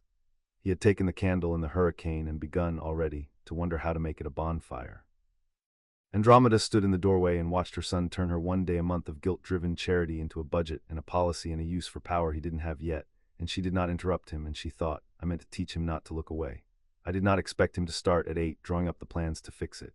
God help the comfortable people of this world. They have no idea what's being raised against them in a cottage in the West Country with a quill after bedtime. The magic came along the way reading had, faster than anyone planned for and in directions no one taught. Andromeda had been firm with herself, no wandwork before Hogwarts, that was the law and also good sense, an untrained wand in a child's hand was how houses burned down. But there was a great deal you could teach a young magical child that had nothing to do with wands, and the old families knew all of it, the lore that the ministry's tidy curriculum had let wither, the wandless household magic, the small true things. She taught him to light a candle with a fingertip and a wish, which took him a year, and which he practiced with the ferocity he brought to everything until he could do it half asleep. She taught him to feel the weather coming in his teeth. She taught him to still his own mind, which mattered more than any spell, to sit quiet and empty and let his thoughts settle like silt until the water went clear, a discipline her aunt had called the first lesson and the last one, the floor under everything. He was frighteningly good at it. A boy who has spent years making himself small and quiet and unnoticed in a cupboard has, it turns out, a head start in the art of stillness that no comfortable child can match. The cupboard had taught him one thing worth keeping, and Andromeda, who hated the cupboard with a clean cold hatred, was honest enough to use it. She also did not nerf him, though she would not have known the word. She did not pretend he was ordinary to make him easier to raise. When his magic outran his control, when a tantrum at 7 cracked every window on the ground floor, when a nightmare at 8 set the curtains alight, she did not punish it and she did not fear it. She named it and met it and taught him the next piece of the harness. Big magic, she told him, kneeling in the glass entirely calm, means big feelings got loose. The magic's not the problem. The magic's just telling the truth about how much you felt. We don't make the magic smaller, Harry. We make you bigger, big enough to hold what you feel without it spilling. That's the work, not less magic, more you. And she mended the windows with a flick and showed him, again, the breathing, the stilling, the clear water, until the boy who could crack a house could also, by 9, sit in the eye of his own storm and choose. It was around then that she began to teach him the family, her family, his by blood, the House of Black, and she taught it the only way she knew, which was honestly, which was the hardest way of all. She had a fragment of the tapestry. Not the great one in the house in Islington, the 900-year monster that she would never see again and did not want to, but a piece, a hanging the size of a tablecloth that had been worked by some lesser hand a century before, showing one limb of the family tree, and on it near the bottom a small burned hole with scorched edges. She hung it in the study, and she did not hide the hole. That was me, she told Harry the day she first showed it to him. That hole. My mother burned my name off the real one with her wand in front of everyone the night I married Ted, because Ted's parents were not magical, and to her that made him filth and me a traitor for loving him. And then someone I never knew who, one of my sisters maybe, in spite or in love, I'll never know, burned me off this little one too, so you'd think I'd have thrown it on the fire. She looked at the scorched hole with an expression Harry was old enough now to read, and what was in it was not grief, quite, and not anger, quite, but something older and harder than both. I keep it because I want you to see it. I want you to know exactly what the great and noble House of Black does to its own children when they love the wrong way or think the wrong thought. It doesn't disagree with you, it erases you, it decides you were never born. She turned to him. And I want you to know something else, which is harder. They were not stupid people, Harry. They were not even, most of them, evil people the way you'd like them to be, so it was simple. They were clever and proud, and they loved each other in their way, and they were absolutely certain they were the good ones, the pure ones, the ones holding the line against a degraded world. That certainty is the whole disease. That's what I'm warning you about. Not cruelty. Cruelty you can see coming. Certainty. The Blacks went to ruin so sure they were right that there was no room left in them to be human. You carry their blood, you carry their cleverness, you will not carry their certainty. I will not let you, and more than that, you will not let yourself, because I'm showing you the burned hole now while you're young, so you never forget what it's the price of. Harry looked at the hole for a long time. And then he asked the question she had been waiting years for, the question that would tell her whether any of it had landed. If they threw you out, he said slowly, and you hated it and it nearly broke your heart, why do I have to learn their rules? The pureblood rules, the precedents, the air law, all of it. Why do I have to learn the rules of a thing that's rotten? And Andromeda Tonks smiled the way you smile when a thing you planted years ago breaks the soil at last. Because they're going to use those rules on you, she said. That's why. The rot doesn't go away because you refuse to learn it, Harry. It just means you face it not knowing the words. They will come at you with precedents and protocol and ancient statute, all the machinery my family built over 900 years, and they will use it to take from you your name, your seat, your voice, yourself, and if you don't know the rules you'll lose, and your goodness won't save you because the machine doesn't care if you're good. So you're going to learn every rule they have, every one, better than they know it, not so you can become them. She put her hand flat against the scorched hole in the tapestry covering it, so that no one can ever use them on you, so that the next time someone tries to burn a child's name off a wall, there's someone in the room who knows the law well enough to stop them. You learn the master's tools, my love, not to build his house, to make sure he can never tear down yours. That's what it is to be an heir, not the gold, not the seat. Knowing the whole rotten machine so well that it can't be turned against the people you love. Now, shall we start with the order of precedence among the sacred 28, or would you rather do the Wisengamot voting blocks first? Precedence, said Harry, 9 years old, eyes bright and cold and entirely his own. Then the blocks. I want to know who'd have to stand when I come in, and I want to know who they'd vote with when they sat back down. She laughed out loud, surprised into it, and thought, oh, you marvelous, dangerous boy, they have no idea what's coming. None of them. Tonks came home on leave from her first year of aura training when Harry was 9. All sharp angles now and a new way of entering a room, checking the corners before she decided to. A habit drilled so deep it had stopped being a choice, and she took one look at her little brother practicing his candle flame at the kitchen table and announced that his mind was getting an education and his body was being criminally neglected, and that she intended to fix it. He's 9, Dora, Andromeda said. I was 9 when I fell down the stairs at this exact house and you said it was character building, Tonks said. I'm not going to hurt him, Mum. I'm going to teach him not to get hurt. There's a difference, and it's the whole first month of aura training. She rounded on Harry. Up garden, bring nothing. The first thing they teach you isn't how to throw a curse, it's how not to be standing where one lands. We're going to start with that because you, my brilliant bookish brother, move like a boy who spent his whole life trying not to be noticed, which is great for hiding and terrible for surviving. It stung because it was true, and Harry, who hated being bad at things almost as much as he loved his sister, followed her into the long grass with his jaw set. What she taught him over that fortnight and every leave after was not magic, it was the thing under magic, the thing the cleverest duelists had and the rest died without, awareness. She made him close his eyes in the garden and tell her how many directions a threat could come from, and when he said 4 she made him do it again until he said all of them, and from below, and from someone you trust. She made him learn the geometry of a room the instant he entered it, where the exits were, what could be used, who had the angle on whom. She threw soft balls at his head without warning, all through the day, at meals, on the stairs, mid-sentence, until his body learned to move before his mind had finished being startled, until the flinch that the cupboard had built into him got retrained from make yourself small and to get off the line. It was the same instinct, she told him, the same animal that had kept him alive at Privet Drive. She was just teaching it a better dance. You already had this, she said, the day he finally caught a thrown ball out of the air without looking, purely on the prickle at the back of his neck. That's the thing nobody understands about you, Harry. You're not starting from nothing. You spent 4 years in a house where you had to know what everyone was feeling before they knew it themselves, or you got hurt. That's the most expensive aura training there is, and you paid for it in advance, and it nearly killed you. Well, it's yours now. We don't waste it, and we don't pretend it didn't happen. We use it. The worst thing they ever did to you turns out to be a weapon if you'll let it be one instead of just a wound. She grinned, fierce and bright, hair gone red with the effort of the lesson. Reckon that's the best revenge there is, honestly, taking the thing they broke you with and sharpening it. Harry thought about that for a long time afterward, and decided she was right, and decided something else too, which was that his sister was the bravest person he had ever met, and that he would stand in any doorway in the world if she was standing in the next one over. It was Ted who took him into the wizarding world for the first time, the spring he was 10, on the practical grounds that a boy who was going to be the heir of 2 ancient houses ought to know what a high street looked like before someone tried to impress him with one. They went to Diagon Alley on a quiet weekday morning, through the leaky cauldron, and Harry, who had built the whole magical world in his head out of Tonks's letters and Andromeda's lessons, and the labels on potion jars, stepped through the archway in the back wall and saw the real thing for the first time, the crooked sunlit street of it, the apothecaries and the broom shop and the great white pile of Gringotts at the far end, and he did not gawk. That was the thing Ted noticed and reported to Andromeda that night with something between pride and unease. The boy did not gawk. He stood very still for a moment and took it in the way Andromeda took in a room, reading it, the prices in the windows, the quality of the robes on the people who passed, who deferred to whom, where the money sat and where it didn't, and then he walked into it like he belonged there, because they had raised him to believe all the way down that he did.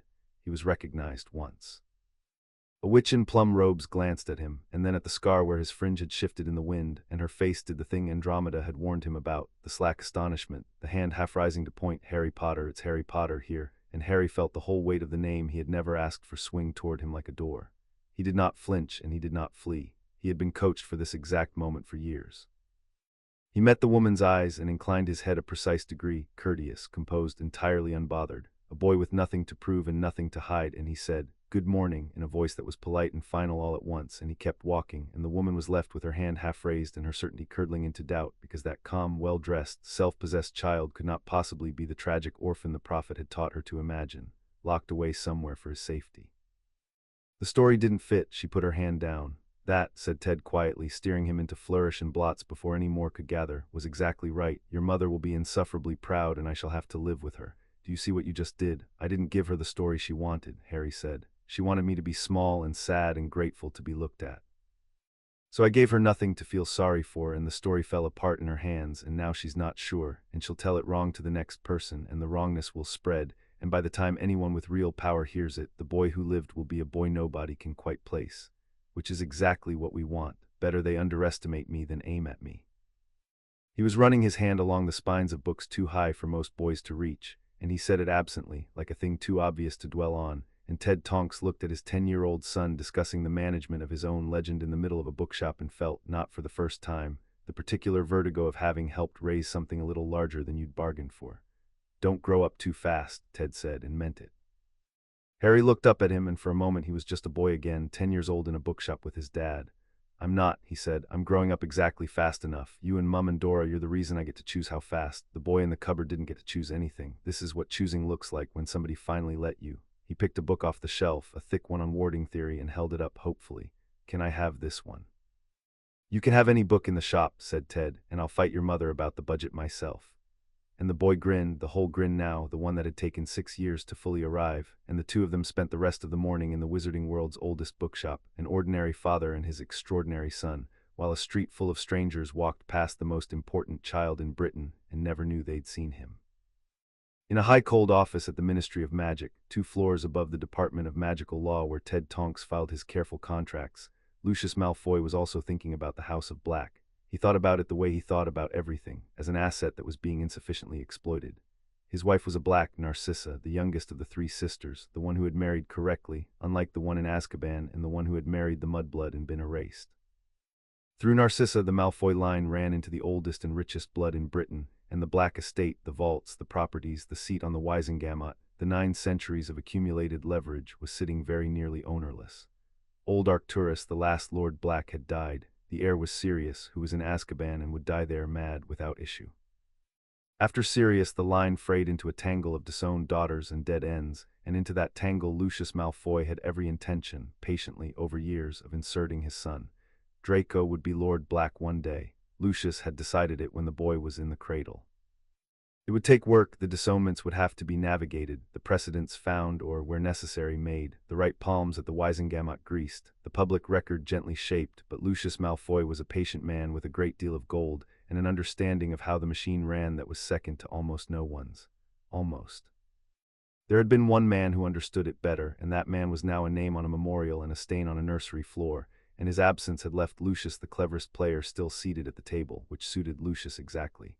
He had a clerk bring him the black succession file periodically to check that nothing had moved. For years nothing moved. Then in the autumn that Harry Potter turned 9, something moved, a registry stub.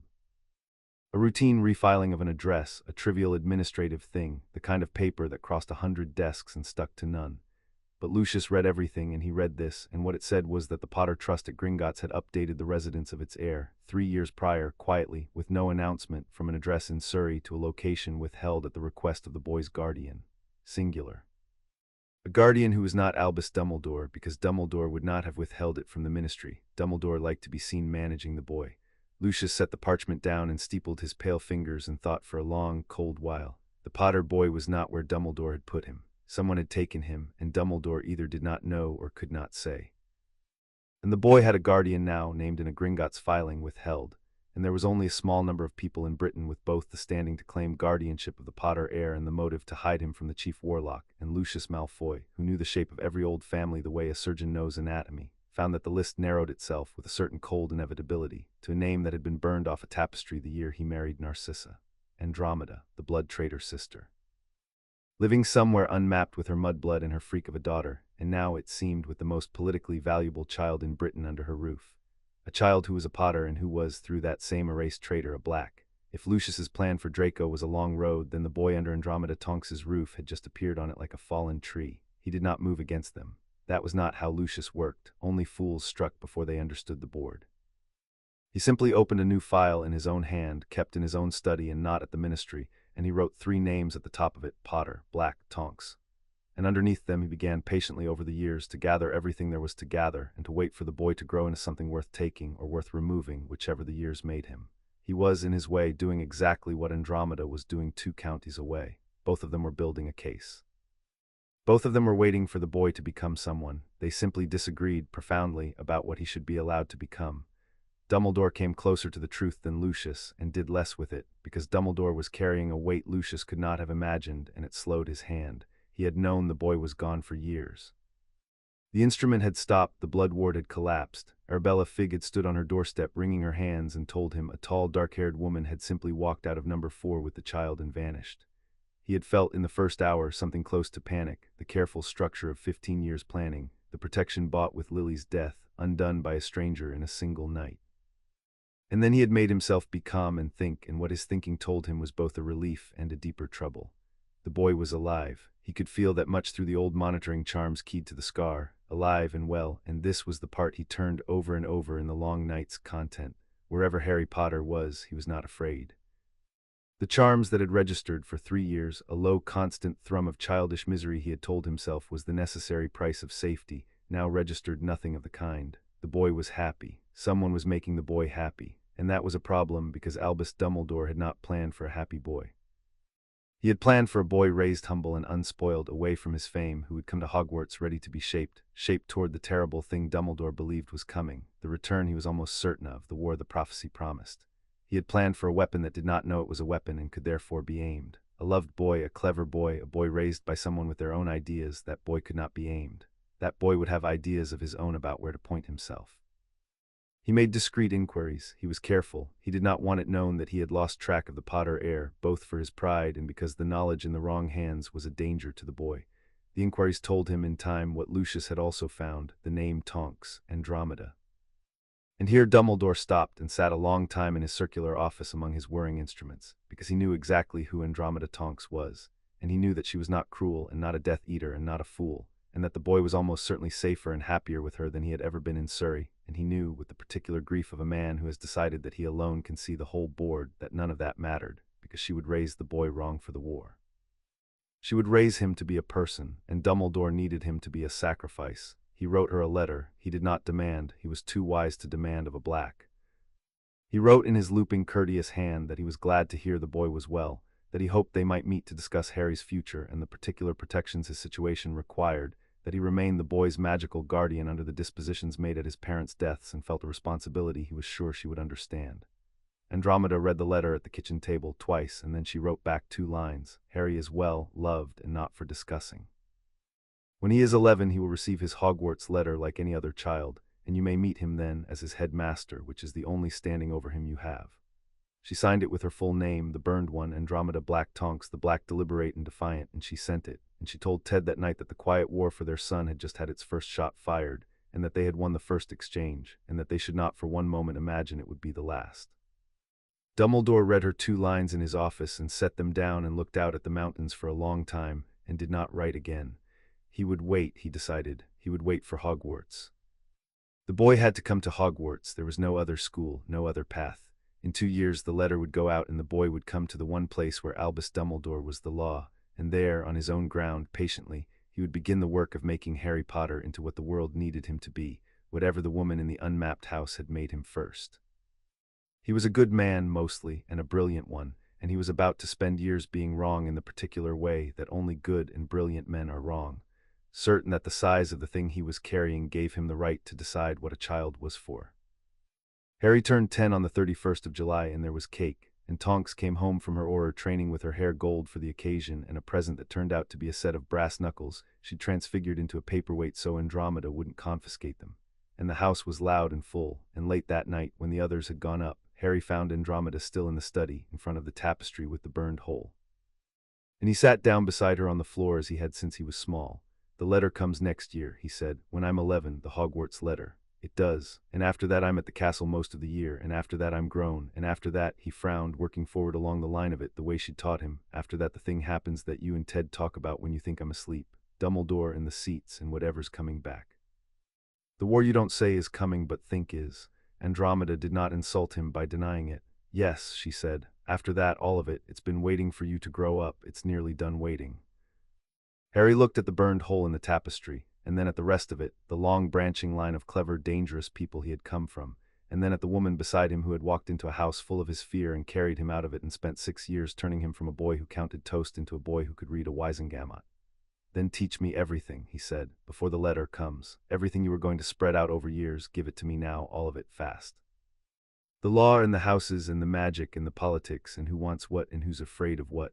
I don't want to walk into the castle as a boy they get to shape. I want to walk in already finished. I want to be so much myself before I get there that there's no room left for anyone to make me into something else." He turned to her, and his green eyes, Lily's eyes, were steady and certain in the lamplight, and for once the certainty did not frighten her, because it was certainty about who he meant to be, not about being right. "You said no one decides what I point the cleverness at but me. I've decided. I point it at standing in the doorway. Now teach me to be strong enough to stand there, please." Andromeda Tonks looked at the boy she had raised, 10 years old and already more than most men ever became, and she did not tell him he was too young, because he had never once in his life been allowed to be young, and it was too late to start the lie now. She put her arm around him instead and pulled him in against her side and looked with him at the long line of their ruined and magnificent family. "All right," she said, "everything, starting tomorrow. But tonight you're 10 and there's cake left and your sister's home, and the war can wait one more night for a boy who's earned it." She kissed the top of his unruly head. "First a son, Harry, always, then an heir. We do it in that order in this house, and we always will." And they sat a while longer in the lamplit study, the woman who'd been erased and the boy who would be the answer to it, and outside the wind moved in the long grass, and the Heartstone breathed slow and warm beneath the house, and somewhere a great clock that no one could see ticked down the last quiet year before the world came for Harry Potter and found, to its enormous surprise, that he was ready. Chapter 3 and Chapter 4. Potter and Black. They went to Gringotts on a morning in the spring before Hogwarts, all 4 of them, because Andromeda had decided that whatever Harry came into that day, he would come into it surrounded. The bank swallowed sound the way deep water does. They were taken not to the public counters, but down a side hall to a private room with a long black table and a single high window, where a goblin waited who introduced himself as Sharpfang of the estate's office and did not offer to shake anyone's hand. He had a face like a folded blade and eyes that went over Harry once, top to bottom, pricing him, the way the witch in Diagon Alley had, but where she had seen a legend, Sharpfang saw an account, and Harry found he vastly preferred it. The heir of Potter, said Sharpfang, comes of age in name today, though not in law. The law waits for 17, but the blood may be confirmed at any age, and confirmation is overdue. The Potter estate has run untended for 10 years on the assumption of an heir it could not formally seat. We do not care for assumptions. We care for blood and gold which do not lie. Sit. Harry sat. The goblin set before him a sheet of parchment so old it had gone the color of weak tea, and beside it a silver knife and a quill that was not a quill, a thin needle of bone set in a holder. 3 drops, said Sharpfang. On the parchment, not the quill. The parchment will read what you are. It cannot be fooled, it cannot be flattered, and it does not care whose son you were told you were. Some who sit in that chair learn things about themselves they would rather not have known. If that frightens you, the door is there. It doesn't frighten me, Harry said. I know exactly who I am. I'd like to see the parchment agree. And he took the knife and made a small cut on his thumb without flinching. He had cut himself worse learning to whittle with Ted, and let 3 drops fall onto the ancient sheet. The blood did not spread or stain. It sank, drawn in, and the parchment drank it and went still, and then, in lines of deep red that rose up through the fibers as though written from underneath by a hand 1,000 years dead, the names began to come.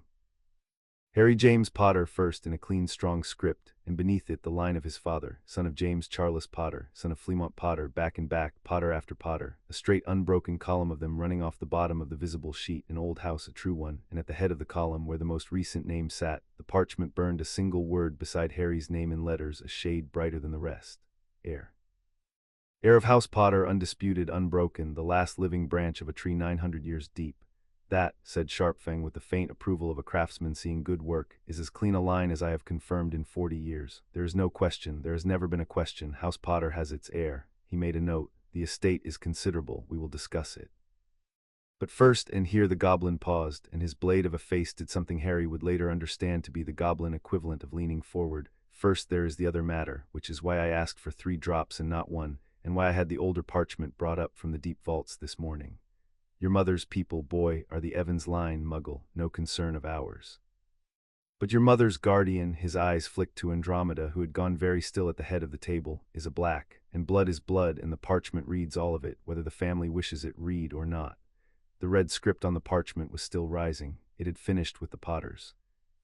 Now in the lower half of the sheet, a second line was coming up, slower, fainter, threading sideways out of his mother's blank Muggle column toward something older. Drawn not through Lily but through the woman who had raised him.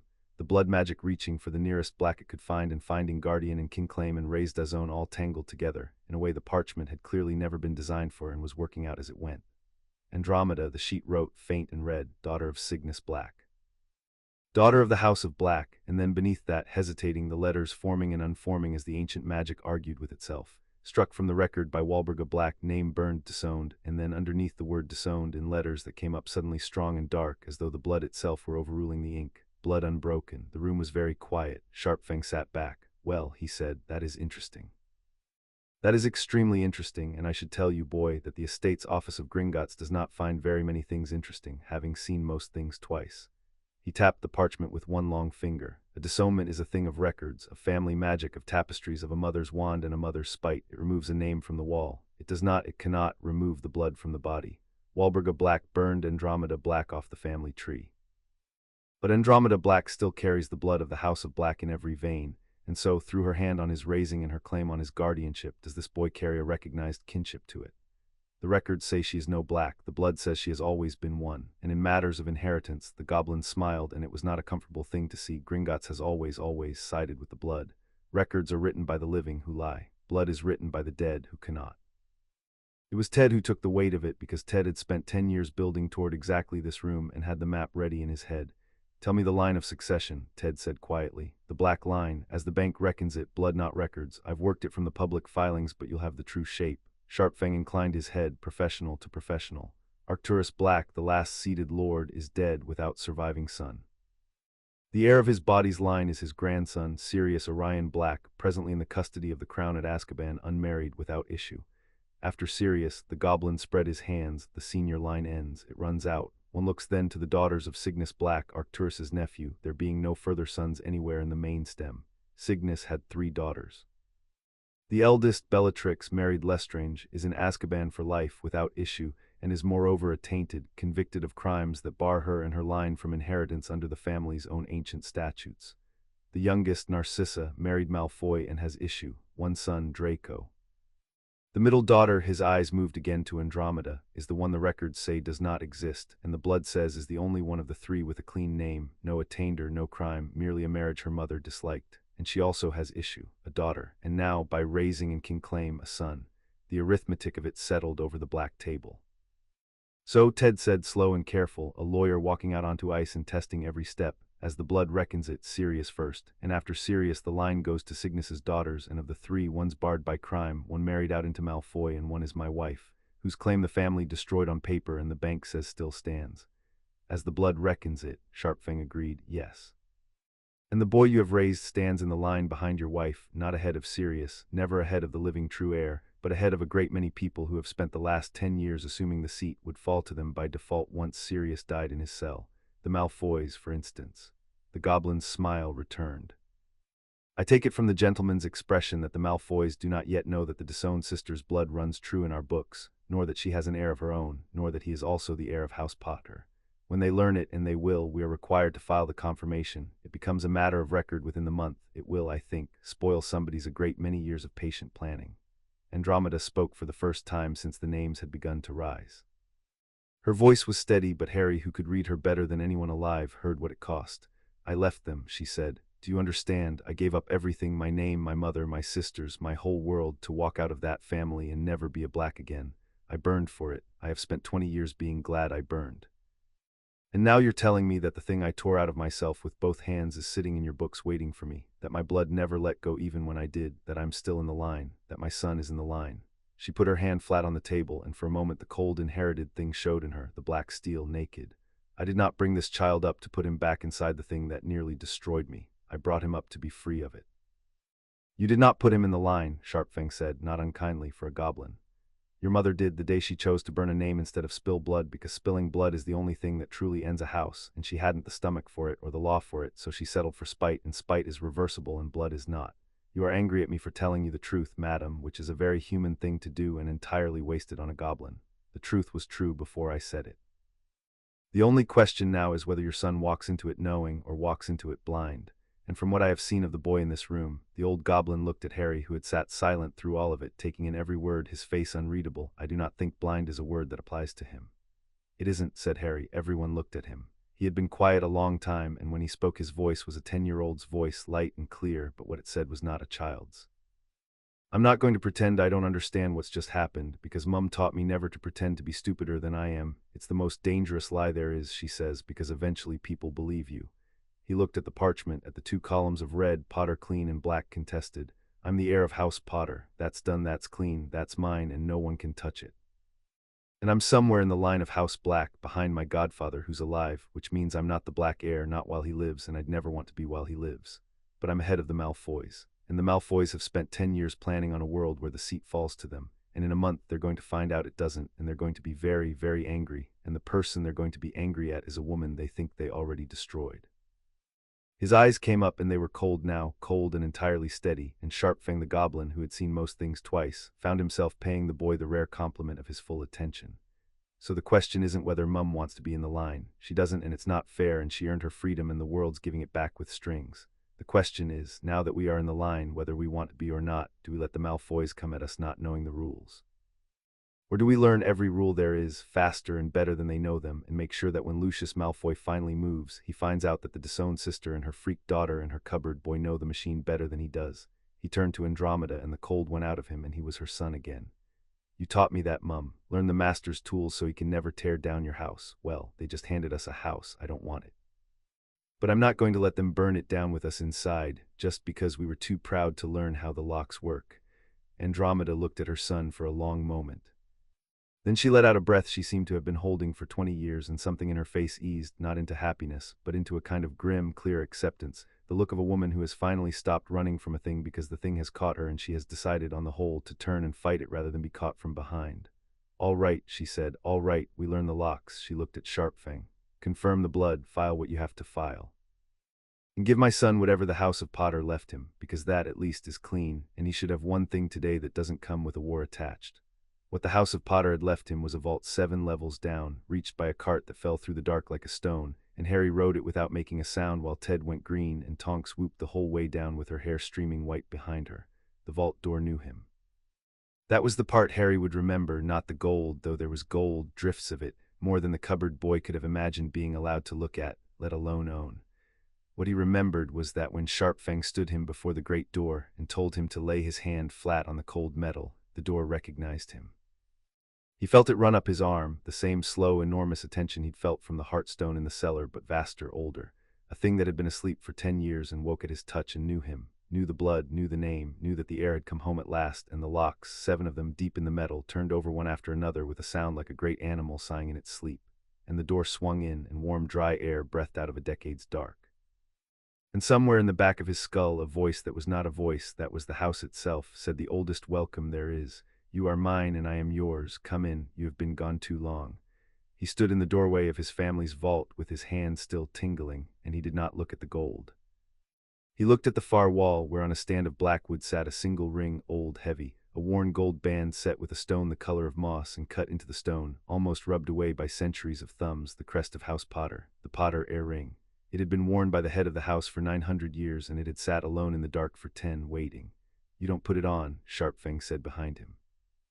Not until you're of age and lord-in-law, and not even then without thought. An heir ring binds, but it will know you're here. They always do. Go and let it. And Harry crossed the vault, past the gold he never glanced at, and stood before the ring and reached out and laid one finger on the moss-green stone. The stone warmed under his touch. It was the smallest thing, a faint heat, a flicker deep in the green, but Andromeda, watching from the door, made a low sound because she knew what it meant, had read of it in the books her family had owned. The ring of an ancient house did not warm for a pretender or a cousin or a claimant. It warmed for an heir of the body, the true line, the blood it was made to serve. The Potter ring had felt many hands in 9 centuries, and it knew the difference, and it had just told the whole vault, in the only language it had, that the boy with his finger on the stone was the real thing, the last and rightful heir of House Potter come home. Hello, Harry said to the ring very quietly, so quietly only the ring could hear. I'm sorry I'm late. Nobody told me you were down here. I'll come back when I'm grown, and I'll wear you properly, and I'll try to be worth it. And the green stone pulsed once, warm, as if it understood, and Harry took his finger away and turned and walked back to his family, and did not cry until they were in the cart again and the dark hid his face, and even then only a little, and Tonks, who saw, said nothing and only gripped his hand all the way up. They had tea afterward in a quiet corner of the leaky cauldron, and their Ted told him the rest of it, the heir law, the real machinery, because the day had earned it and the boy had asked. It was a thing of regencies and dispositions, of magical guardianship that was not the same as guardianship of the body, of dormant seats that could be held in trust and voted by proxy. Harry's seat in the Wisengamot, the Potter seat, had sat empty for a decade because there was no one to hold it. A lordship could not be claimed until 17, and until then the seat slept or was voted by a regent if one was properly appointed, which one had not been because the man who might have appointed one had preferred the seat to sleep. Dumbledore's the chief warlock, Ted explained. He runs the Wisengamot. And for 10 years your seat has been empty, which suits him because an empty seat can't vote against him. The day you turn 17 and claim it, the balance of that chamber shifts by one ancient house, and the Potter seat has always voted independent, never with the blocks, which makes it more valuable than 3 ordinary votes. He knows that. He's known it your whole life. It's one of the reasons he wanted you raised quiet and grateful in his, a Lord Potter who owes the great man everything, votes how the great man likes. A Lord Potter raised by us, Ted spread his hands, votes how he likes. That's the real game under all the rest of it, Harry. It always comes back to the chamber. It always comes back to who gets to decide. And the black seat, Harry asked. The black seat is the dangerous one, Ted said. Because it's not dormant for want of an heir, it's dormant because the heir's in Azkaban. And the day someone decides Sirius Black is never coming out, that seat becomes the single most valuable unclaimed thing in the country, an ancient and noble house with a vote and vaults to match, and the question of who inherits it becomes a war fought with parchment. Lucius Malfoy has been quietly preparing to win that war for 10 years on the assumption that the only claimants worth the name are his wife and his son. In a month he learns there's another line, yours, through your mother, that the blood ranks ahead of his. He's not going to take that well. Ted set down his cup. Which brings me to the thing I have to tell you, the hardest thing, and I'm going to tell it to you straight because you're owed it straight. Your godfather, Sirius Black. Harry had gone very still. He's your godfather, James and Lily named him. He was your father's best friend, near enough his brother. When they died, he was meant to take you. It's in the will, the sealed one, he's first named. He didn't because 2 days after they died he was thrown into Azkaban for betraying them to Voldemort and murdering 13 people with a single curse in a crowded street. Ted held the boy's eyes. That's the story. That's what the whole world believes. And I have spent the better part of 10 years quietly looking into it, and Harry, there's no trial. He was never tried. They put him in the deepest cell we have for the worst crime of the war, and they never once stood him up in a courtroom and proved it.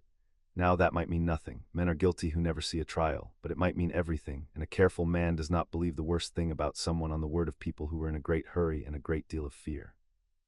Don't know if Sirius Black betrayed your parents. I want you to hear me clearly. I do not know, and neither does anyone else, because nobody ever asked him under oath. But I know that he is your godfather, that he loved your father, that your parents trusted him over everyone, and that he has spent 10 years in a place that drives men mad untried while the world spat his name. And one day, when you're stronger and older and the time is right, you and I are going to find out the truth of it. Not today, today's been enough, but I won't let you grow up thinking the question's closed, because it isn't, and you of all people have the right to ask it. Harry was quiet for a long while. The cup of tea cooled in front of him. When he finally spoke, his voice was low and even, and there was something in it that had not been there that morning, something that had walked into the vault a boy and come out with a great deal more weight on it. His ring would have warmed for him too, Harry said, the black ring. If he's the true heir, it would have known him the way the Potter ring knew me. They can't fake that. The houses can't be fooled, the goblin said. Blood is written by the dead who cannot lie. He looked up. If Sirius Black betrayed my parents, then his own house's magic is a liar, because a house doesn't warm for a man who sold its blood to its enemy. And if his house isn't a liar, then there's a man in Azkaban who's been there 10 years for nothing, who was supposed to raise me, who's the only one left who knew my mum and dad as more than a story. His jaw set, and for a moment he looked very much like the woman beside him, the same cold, clean resolve. We're going to find out. You're right that it's not today, but we're going to find out, and if it's what I think it is, then somebody's going to answer for 10 years of my godfather's life. I don't know who yet, but I'm going to learn the whole machine, Ted, every rule like Mum said, and one of the things I'm going to use it for is opening that cell from the outside, the proper way, the legal way they can't undo. Put it on the list, after the Malfoys, after Hogwarts. He picked up his cold tea and drank it anyway, the way you do when you've decided something and want to mark the moment. I've got a lot of doorways to learn to stand in, might as well start counting them now. Andromeda reached over and took her son's hand, and Ted took the other, and Tonks leaned her shoulder against his, and the four of them sat in the warm, dim corner of the old pub while around them the wizarding world went about its day, not knowing that in that booth over cold tea, the heir of two ancient houses had just quietly decided what he was going to do with both of them, which was not what Dumbledore intended, and not what the Malfoys feared. And not what 900 years of Blacks would ever have understood. He was going to use them to set people free. That night home from Gringotts, Harry did not go to bed. He went to the study and he took a fresh box from the shelf, a plain wooden one, like the box his letters lived in, and he labeled it in his careful hand with a single word, Sirius. And into it he put the first thing, a sheet of parchment on which he had written, before he forgot a word of it, everything Ted had told him in the leaky cauldron. No trial, first named guardian, best friend of his father, 10 years in a cell, the ring that would have warmed. Ted found him there an hour later and did not send him to bed. He sat down instead and looked at the box and the boy's careful label, and he understood that something had been started tonight that would not now be stopped, and that the wisest thing he could do was to make sure it was started well. If we do this, Ted said, we do it properly or we don't do it at all, and I'll tell you why. An innocent man freed by a fair process is free forever. No one can ever put him back because the process was clean and the world watched it work. But an innocent man sprung by a trick or by force or by a clever child pulling strings he's too young to be pulling, that man is a fugitive the rest of his life, and the people who jailed him spend every day looking for the flaw in how he got out, and one day they find it and back he goes. So, he tapped the box. We are not going to free Sirius Black quickly. We are going to free him correctly. That means evidence, not feeling. It means we find out what actually happened that night, the betrayal, the curse in the street, the 13 dead, and we follow it wherever it goes, even if it goes somewhere we don't like, even if it turns out he's guilty after all, because if we decide the answer before we've found it, we're no better than the people who jailed him without a trial. Can you do that, Harry? Can you want him innocent with your whole heart and still go looking for the truth like you don't care which way it falls? Because that's the discipline, that's the only thing that separates justice from just wanting your own way badly enough. Mum says the same thing about being wrong, Harry said slowly. Be wrong out loud, fix what you can, don't decide you're the kind of person who's never wrong. He looked at the box. You're telling me not to decide Sirius is innocent, even though I want it, even though the ring is evidence, Ted said. Good evidence. A house's magic doesn't warm for a man who sold its blood to its enemy. You're right about that, and it's the best reason I've got to think the official story is wrong. But it's one piece, and a careful man builds a case out of many pieces, and never falls in love with the first one, because falling in love with your first piece of evidence is how clever people convince themselves of false things. He stood and put his hand on the box beside the boy's. "So here's what we do. We keep this box for years if we have to. Every scrap I can find at the department quietly goes in it. Every name from that night, every date, every gap in the record. And when you're older, 15, 16, old enough that no one can say a child was led, we take the box and we look at everything in it together, cold, and we decide what it actually proves. And if it proves he's innocent, then we walk into the Wisengamot with it in our hands, and we make them give him the trial they never did in the open, where the whole world can watch them be wrong. And if it proves he's guilty," Ted held the boy's eyes, "then we close the box and we grieve and we let it go, and we don't become people who freed a murderer because we needed a godfather. Both of those are the same promise, Harry, the promise to follow the truth. Will you make it?" Harry looked at the box with the single word on it, and then up at the man who had taught him to open jars, and he understood that he was being handed something heavier than the inheritance the goblins had confirmed that morning. He was being handed the discipline that made power safe to hold. "I promise," he said, "follow the truth, even into the place I don't want it to go." He put the lid on the box, gently, the way you settle a sleeping thing. "But Ted, I already know what we're going to find. I can feel it the way I feel the Heartstone. There's a man in that cell who shouldn't be there, and he's been waiting 10 years for someone to come, and nobody has, and now somebody is, even if it takes us years to get there properly. And the night we open that cell the legal way, with the whole world watching them admit what they did to him," the green eyes lifted, cold and certain and entirely his own, "that's going to be the first time anyone finds out exactly what kind of heir you and Mum raised. I'd rather it was that than a vote. Setting a man free is a better way to announce yourself than taking a seat. People remember who opened the door for them. They remember it their whole lives." He picked up the box and carried it to the shelf and set it where he could see it from the doorway. "After the Malfoys, after Hogwarts, but it's on the list now, Ted, in writing, in a box with his name on it, and I don't take things off the list." Across the room, in the shadow of the doorway, Andromeda had been listening, and she did not come in, because the scene belonged to the two of them. But she stood a while in the dark with her hand pressed flat to her own chest, over the place where the thread had once pulled, and she thought about Sirius, 16 and furious, running from the same house that had burned her, and about how the family had thrown away every child who would not bend, herself and her cousin both, and scattered them to exile and to Azkaban and called it pruning. And here was her son, the disowned daughter's boy, quietly building a box to bring one of the lost ones home. "We were the ones they threw away," she thought, "Sirius and I, the bent branches, and the bent branches turned out to be the only ones with any fruit on them. He'll get Sirius out. I can feel it the way he feels the stone. And when he does, there'll be two of us left who got away clean, and a boy who came back through the wall to fetch us both." The confirmation was filed, as Sharpfang had promised, within the month, and within a week of the filing it had crossed the desk of Lucius Malfoy, because Lucius paid 3 separate clerks in 3 separate offices to make sure that anything touching the word black crossed his desk before it crossed anyone else's. He read it twice. Then he set it down on the green leather of his study desk, very precisely, squaring its edges, and he sat for a while without moving while the candles guttered, and a man who knew him well, and almost no one did, would have understood that the absolute stillness of Lucius Malfoy was the most dangerous thing about him, far more than any show of temper, because Lucius did not waste motion and he did not waste rage. He banked them both and spent them only when the spending bought something. "Andromeda Black," the filing said in the bank's flat hand. "Blood confirmed unbroken. Issue, 1 daughter, 1 ward by kin claim and raising Harry James Potter, confirmed heir of House Potter, recognized kin to House Black, ranking in the line of succession to House Black behind Sirius Orion Black and ahead of Draco." The 2 words were not written, they did not need to be, ahead of Draco. 10 years of work, 10 years of patient, expensive, meticulous positioning, the friendships cultivated, the debts accrued, the precedents quietly seated in the right journals, the slow campaign to have his son recognized as the natural inheritor of the greatest dormant fortune in Britain, and it had all just been outranked by a cupboard orphan and a blood traitor whose name Lucius had personally watched burn off the tapestry in his own drawing room 20 years before. He did not curse. He did not throw the parchment in the fire, though the fire was right there, and the satisfaction would have been considerable.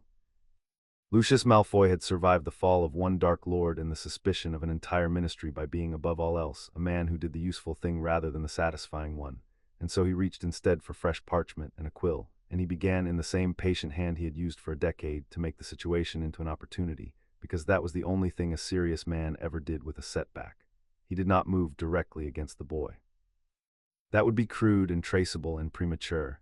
Instead, he filed the following week, through a sympathetic member of the Wisengamot who owed him a great deal, a petition, modest, technical, deadly. The petition observed, with great show of concern for the proper ordering of the ancient houses, that the line of succession to House Black had become uncertain owing to the imprisonment of its heir presumptive and the contested status of disowned cadet branches. and it proposed, in the interest of stability, that the black estate and seat be placed under a formal stewardship, a regency of the house, to manage its affairs and hold its vote in trust until the succession could be properly determined. And it proposed with exquisite reasonableness that the steward be a person of unimpeachable standing already connected to the house by marriage. A person such as, for example, the husband of Narcissa Black. It was beautiful in its way. He was not claiming the house. He was far too clever to claim the house, with the boy's blood now ranking ahead of his son's. He was proposing to hold it, to sit on the seat, vote the vote, control the vaults, and administer the estate in trust for years, perhaps decades, while the question of the true heir was tangled up in a Wisengamot committee that Lucius would make very, very certain never quite reached a conclusion. If he could not have the house for his son outright, he would have its power for himself indefinitely, and shape the eventual succession at his leisure, and the boy and the blood traitor could rank wherever the goblins liked on a piece of parchment that controlled nothing. 2 counties away, Ted Tonks read the filed petition the morning it became public, for he, too, watched everything touching the word black now, and he put down his tea very slowly and said a word he did not usually say in the house, and then he went to find his wife and his son. "He's moved," Ted said, laying the petition on the kitchen table. "Not at us, past us. He's not fighting your claim, Harry, he's making the claim not matter, a stewardship. He sits on the black seat in trust and votes it and runs the vaults while a committee argues about the heir for the next 30 years, and by the time anyone settles it, he's spent a generation controlling an ancient house's power as if it were his own. It's clever, it's filthy, and it's nearly airtight because it doesn't break a single rule, it just uses all of them at once." He looked grim. "I can fight it. But I'll be honest with you the way I'm always honest with you, fighting it from where we stand now, with you not even at Hogwarts yet, with no Lord Potter to speak in the chamber, with Dumbledore neutral at best because a strong house black that isn't his is no friend to him either. We're outgunned. He's been playing this board for 10 years. We've been playing it for 10 minutes. Harry read the petition himself, slowly, twice over, and when he set it down his face was not the face of a boy who had just been beaten. It was something colder and more interesting than that. "He's right that we can't win it now," Harry said, "so we don't fight it now. We let him have his stewardship, let him stand up in the chamber and take the black seat in trust. Very reasonable, very stable," everyone nods. He looked up and the green eyes had gone to that flat, considering stillness that Andromeda had spent 10 years teaching him and had not in her most private heart entirely expected to work this well. "And we make sure in the public record in the bank's books in front of witnesses that he takes it as a steward, in trust, for the heir, held against the day the true succession is determined." A faint, cold smile. "Because a man who holds a thing in trust for an heir has admitted, in writing in front of the Wisengamot, that there is an heir and that the thing isn't his. He's so busy making sure my claim doesn't matter today that he'll put his name to a document that makes my claim a fact forever. He'll spend 30 years sitting on a seat he's sworn on the record isn't his, and the day I'm strong enough to call it in, every word he wrote to keep me out becomes the proof that it was always mine." He pushed the petition back across the table to Ted. "Don't fight the stewardship, help it along, make the language cleaner, make sure the words in trust for the heir are in it nice and clear and that everyone signs. Let him build my case for me and pay for it and think he's winning the whole time." He shrugged, 10 years old. "Mum said it, learn the master's tools. He just handed me one of his." There was a silence in the kitchen. "Dromeda," Ted said at last, faintly, "I think your son just out-Slytherined Lucius Malfoy at the kitchen table, and I think I need to sit down, and I think we should both be a very little bit afraid." Andromeda was looking at Harry, and her expression was complicated. Pride, yes, and something underneath the pride that was almost grief, because she had set out to give the boy weapons and she had succeeded, and a part of her would always mourn the world in which her son had never needed to learn to think like this. But she had learned long ago that you do not protect a child by leaving him unarmed in a room full of knives. You arm him and you love him and you trust the love to decide where he points the blade. "He'll point it right," she said to Ted, but watching Harry. "That's the whole bet of his life, and I'd make it again tomorrow. Look at him, he just beat Lucius Malfoy, and the first thing he thought about was using it to free Sirius, not to take the seat. The cleverness is black, the aim is ours." She reached across and tipped her son's chin up so she could see his eyes.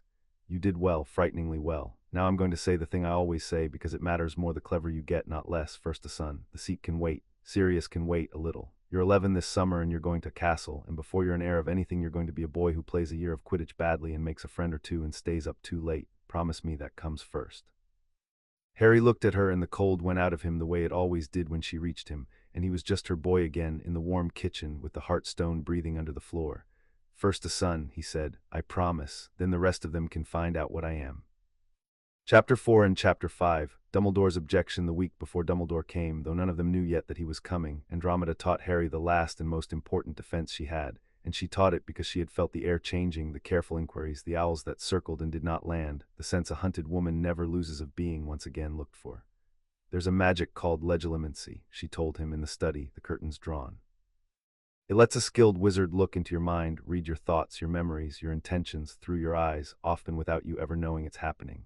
The very best can do it across a room in the middle of a friendly conversation while you sip your tea and tell them nothing and lose everything. And the man I think is going to come for you sooner or later is the best legilimens alive. She held his gaze. So I'm going to teach you occlumency, the defense. How to close your mind like a door and stand behind it. It's the hardest thing I know, harder than any curse, because it isn't done with a wand, it's done with the thing you already do better than any child I've ever met. Stillness, the clear water. Everything I taught you in the cellar when you were 5 was the foundation of this, and I taught it to you that young precisely because I knew that one day someone powerful would try to read you, and I wanted the walls already built before they came. She was right that he had the foundation. She was not prepared for how fast he climbed from it.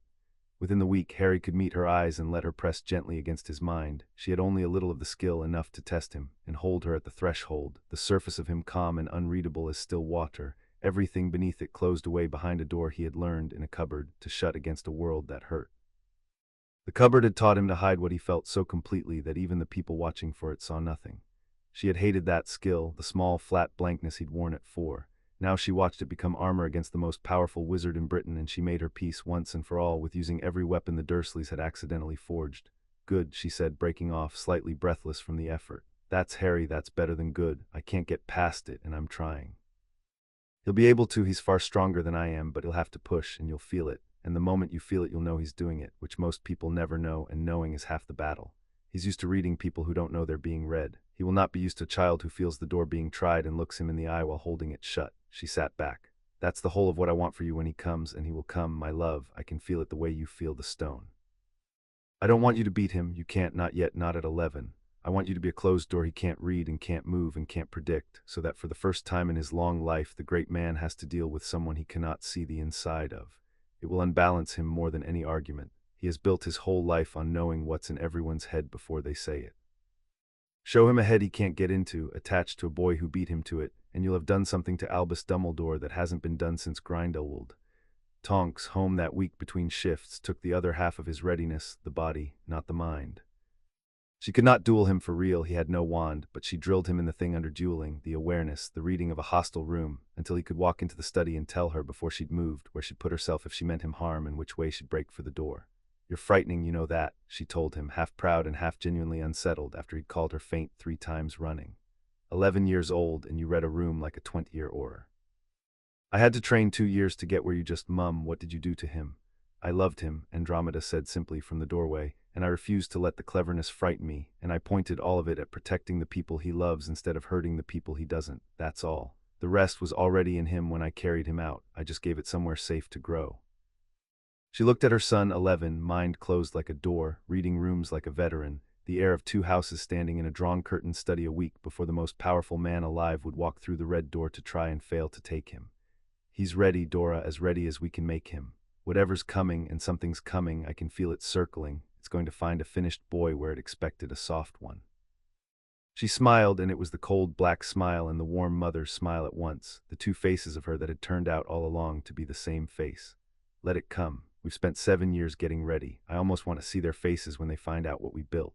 He came on a still evening in June, when the light hung gold and reluctant over the long grass and the day refused to end, and the first they knew of it was that the Heartstone moved. Harry felt it before anyone. He was reading in the window seat, and he went still, then stood, because the slow, enormous breathing under the house had changed its rhythm, gone alert, the way a sleeping dog lifts its head. Mum, he said, the wards, someone's at the edge of the wards, and the house doesn't know them, and it doesn't like them. And a moment later the knock came at the red door, 3 measured raps, unhurried, the knock of a man who had never in his life had to wonder whether he would be admitted. Andromeda went to the window and looked out and stood very still, and when she turned back her face had closed like a door. It's him, she said. Ted, the boy stays. Whatever happens, the boy stays in the room, because if I send him out it tells that man the boy can be managed, and he can't, and tonight Dumbledore is going to learn it. She smoothed her skirts, an old reflex from a girlhood of receiving dangerous guests in beautiful rooms, and for a moment Harry saw the drawing-room black she had been bred to be, the one she had spent 20 years refusing, put back on like armor. Harry, you've trained for this without knowing it your whole life. Everything I taught you about reading a room, about not giving the story, about being more yourself than anyone can shape, it was all for tonight and for the next 40 years of tonights. He is the cleverest man alive, and he is absolutely certain he is right, and he loves you in his way, and he will try to take you gently for your own good, and he will mean every word. Do not be rude to him, do not be afraid of him, just be exactly who you are and let him break himself against it. She crossed to the door. Come in, she said to the wood, and opened it. Albus Dumbledore stood on the doorstep in robes the color of the evening, tall and stooped and ancient, with half-moon spectacles and a long white beard, and eyes of a blue so mild it took a careful watcher to see the iron underneath, and he smiled at her with what looked exactly like warmth and said, Andromeda, thank you for receiving me. I know I am not expected, and I know I am not, perhaps, entirely welcome, and I am grateful all the same. May I come in? I think it is time we spoke, you and I, about the boy we both love. You may come in, Andromeda said, as a guest under my roof, by my leave, which I can withdraw. Be clear on the terms before you cross the threshold, headmaster. This is not Hogwarts. Here you are not the law. Here you are a man in someone else's house, and the house does not like you. Behind her, faintly, the Heartstone growled in the floor. Come in on those terms, or not at all. Something flickered behind the spectacles, surprise, perhaps, or the recalibration of a man who had expected a different kind of meeting. And then he inclined his head gravely, accepting the terms, and stepped over the threshold of the Tonks house. And the door closed behind him, and the war for Harry Potter that had been fought for 7 years by letter and silence and patient preparation finally came into the same room and sat down at the same table. They sat in the front room, the four of them and the old man, and Andromeda did not offer tea, which Dumbledore noted and did not remark upon, and there was a silence while the two of them took each other's measure, two people who had been preparing for this conversation for the better part of a decade. Dumbledore looked at Harry for a long moment, really looked, the first time he had seen the boy since the night on the doorstep, and whatever he had expected, the calm, self-possessed child sitting straight-backed in an armchair, meeting his eyes without fear and without insolence, was plainly not it. A shadow crossed the old man's face, and Harry, who had been taught by a master to read exactly such shadows, understood it precisely. It was disappointment. Dumbledore had hoped against the evidence to find a boy who could still be reached, still be shaped, still be made grateful and humble in his, and he had found instead a finished thing, a person, and he was grieving it. You have done a remarkable job, Dumbledore said at last to Andromeda, and it had the ring of truth. I will not pretend otherwise. The child I see is healthy and clever and loved, and that is more than I can say for the child he paused and chose the word with care, the child whose situation I arranged. I have come tonight prepared to be opposed, and I find I must first be honest, which is harder. You have raised him well, better perhaps than I provided for. I am man enough to say it. But, said Andromeda. But Dumbledore agreed gently, love is not the only thing a child in his position needs, and I am afraid it may not even be the most important thing, though it grieves me beyond telling to say so. He folded his long hands. Andromeda, I am going to tell you things tonight that almost no one living knows, because you have earned them, and because I think you cannot make a right decision without them. There is a prophecy. It concerns Harry, and it concerns the one who killed his parents, and it says, in essence, for prophecies are slippery, and I will not burden the boy with the exact words, that the two of them are bound, that neither can finally live while the other survives, and that it will fall to Harry and to Harry alone to end the thing that calls itself Lord Voldemort. He let that settle into the quiet room. And Voldemort is not gone. I know how that sounds. The world believes him destroyed, and the world is wrong, and I have spent 10 years quietly certain of it and quietly afraid. He will return, I do not know when, and when he does, this boy, this beloved, well-raised boy, will be the one thing standing between him and everything. That is the truth I carry. That is the weight under everything I have done, including the things you rightly despise me for. I left him in that house not from carelessness, Andromeda, but from the most careful calculation of my life, because his mother's blood, living on in her sister, raised a protection over that house that no power on earth could breach, and behind it the boy was safe, truly safe, in a way he is not safe here, for all your love. You took him out from behind the one wall that Voldemort himself could not climb. I have come to ask you, to beg you, if I must, to consider putting him back behind it before it is too late. The room was very quiet. Ted had gone still. Tonks's hair had darkened to a furious, frightened black, and Andromeda Black looked at the most powerful wizard in the world, who had just laid his whole terrible burden on her front room table and did not so much as blink. No, she said. Andromeda, no. And I'll tell you why, Albus, and you're going to sit in my house and hear it, because you came here to make me feel the weight of your prophecy, and I am going to make you feel the weight of what you actually did. Her voice did not rise. It went, if anything, quieter and colder, and every word landed like a stone set in a wall. You had a child, the most important child in the world by your own telling, the one boy on whom everything depends. And you took that child, that infant, and you put him behind a wall of his mother's love, and then you walked away and left him to be tortured by the people inside the wall. The wall kept Voldemort out. It did not keep out the cupboard. It did not keep out the cat flap on the door, or the bruise on his cheek, or the years of a small boy counting his food because he did not know if he'd be allowed to eat.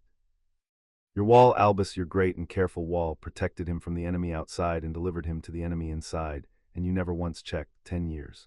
You never came. You set your instrument spinning and you told yourself the misery it registered was the price of safety, and you let a child suffer every single day inside the protection you were so proud of because the protection mattered to you, and the child, the actual child, the boy himself, did not.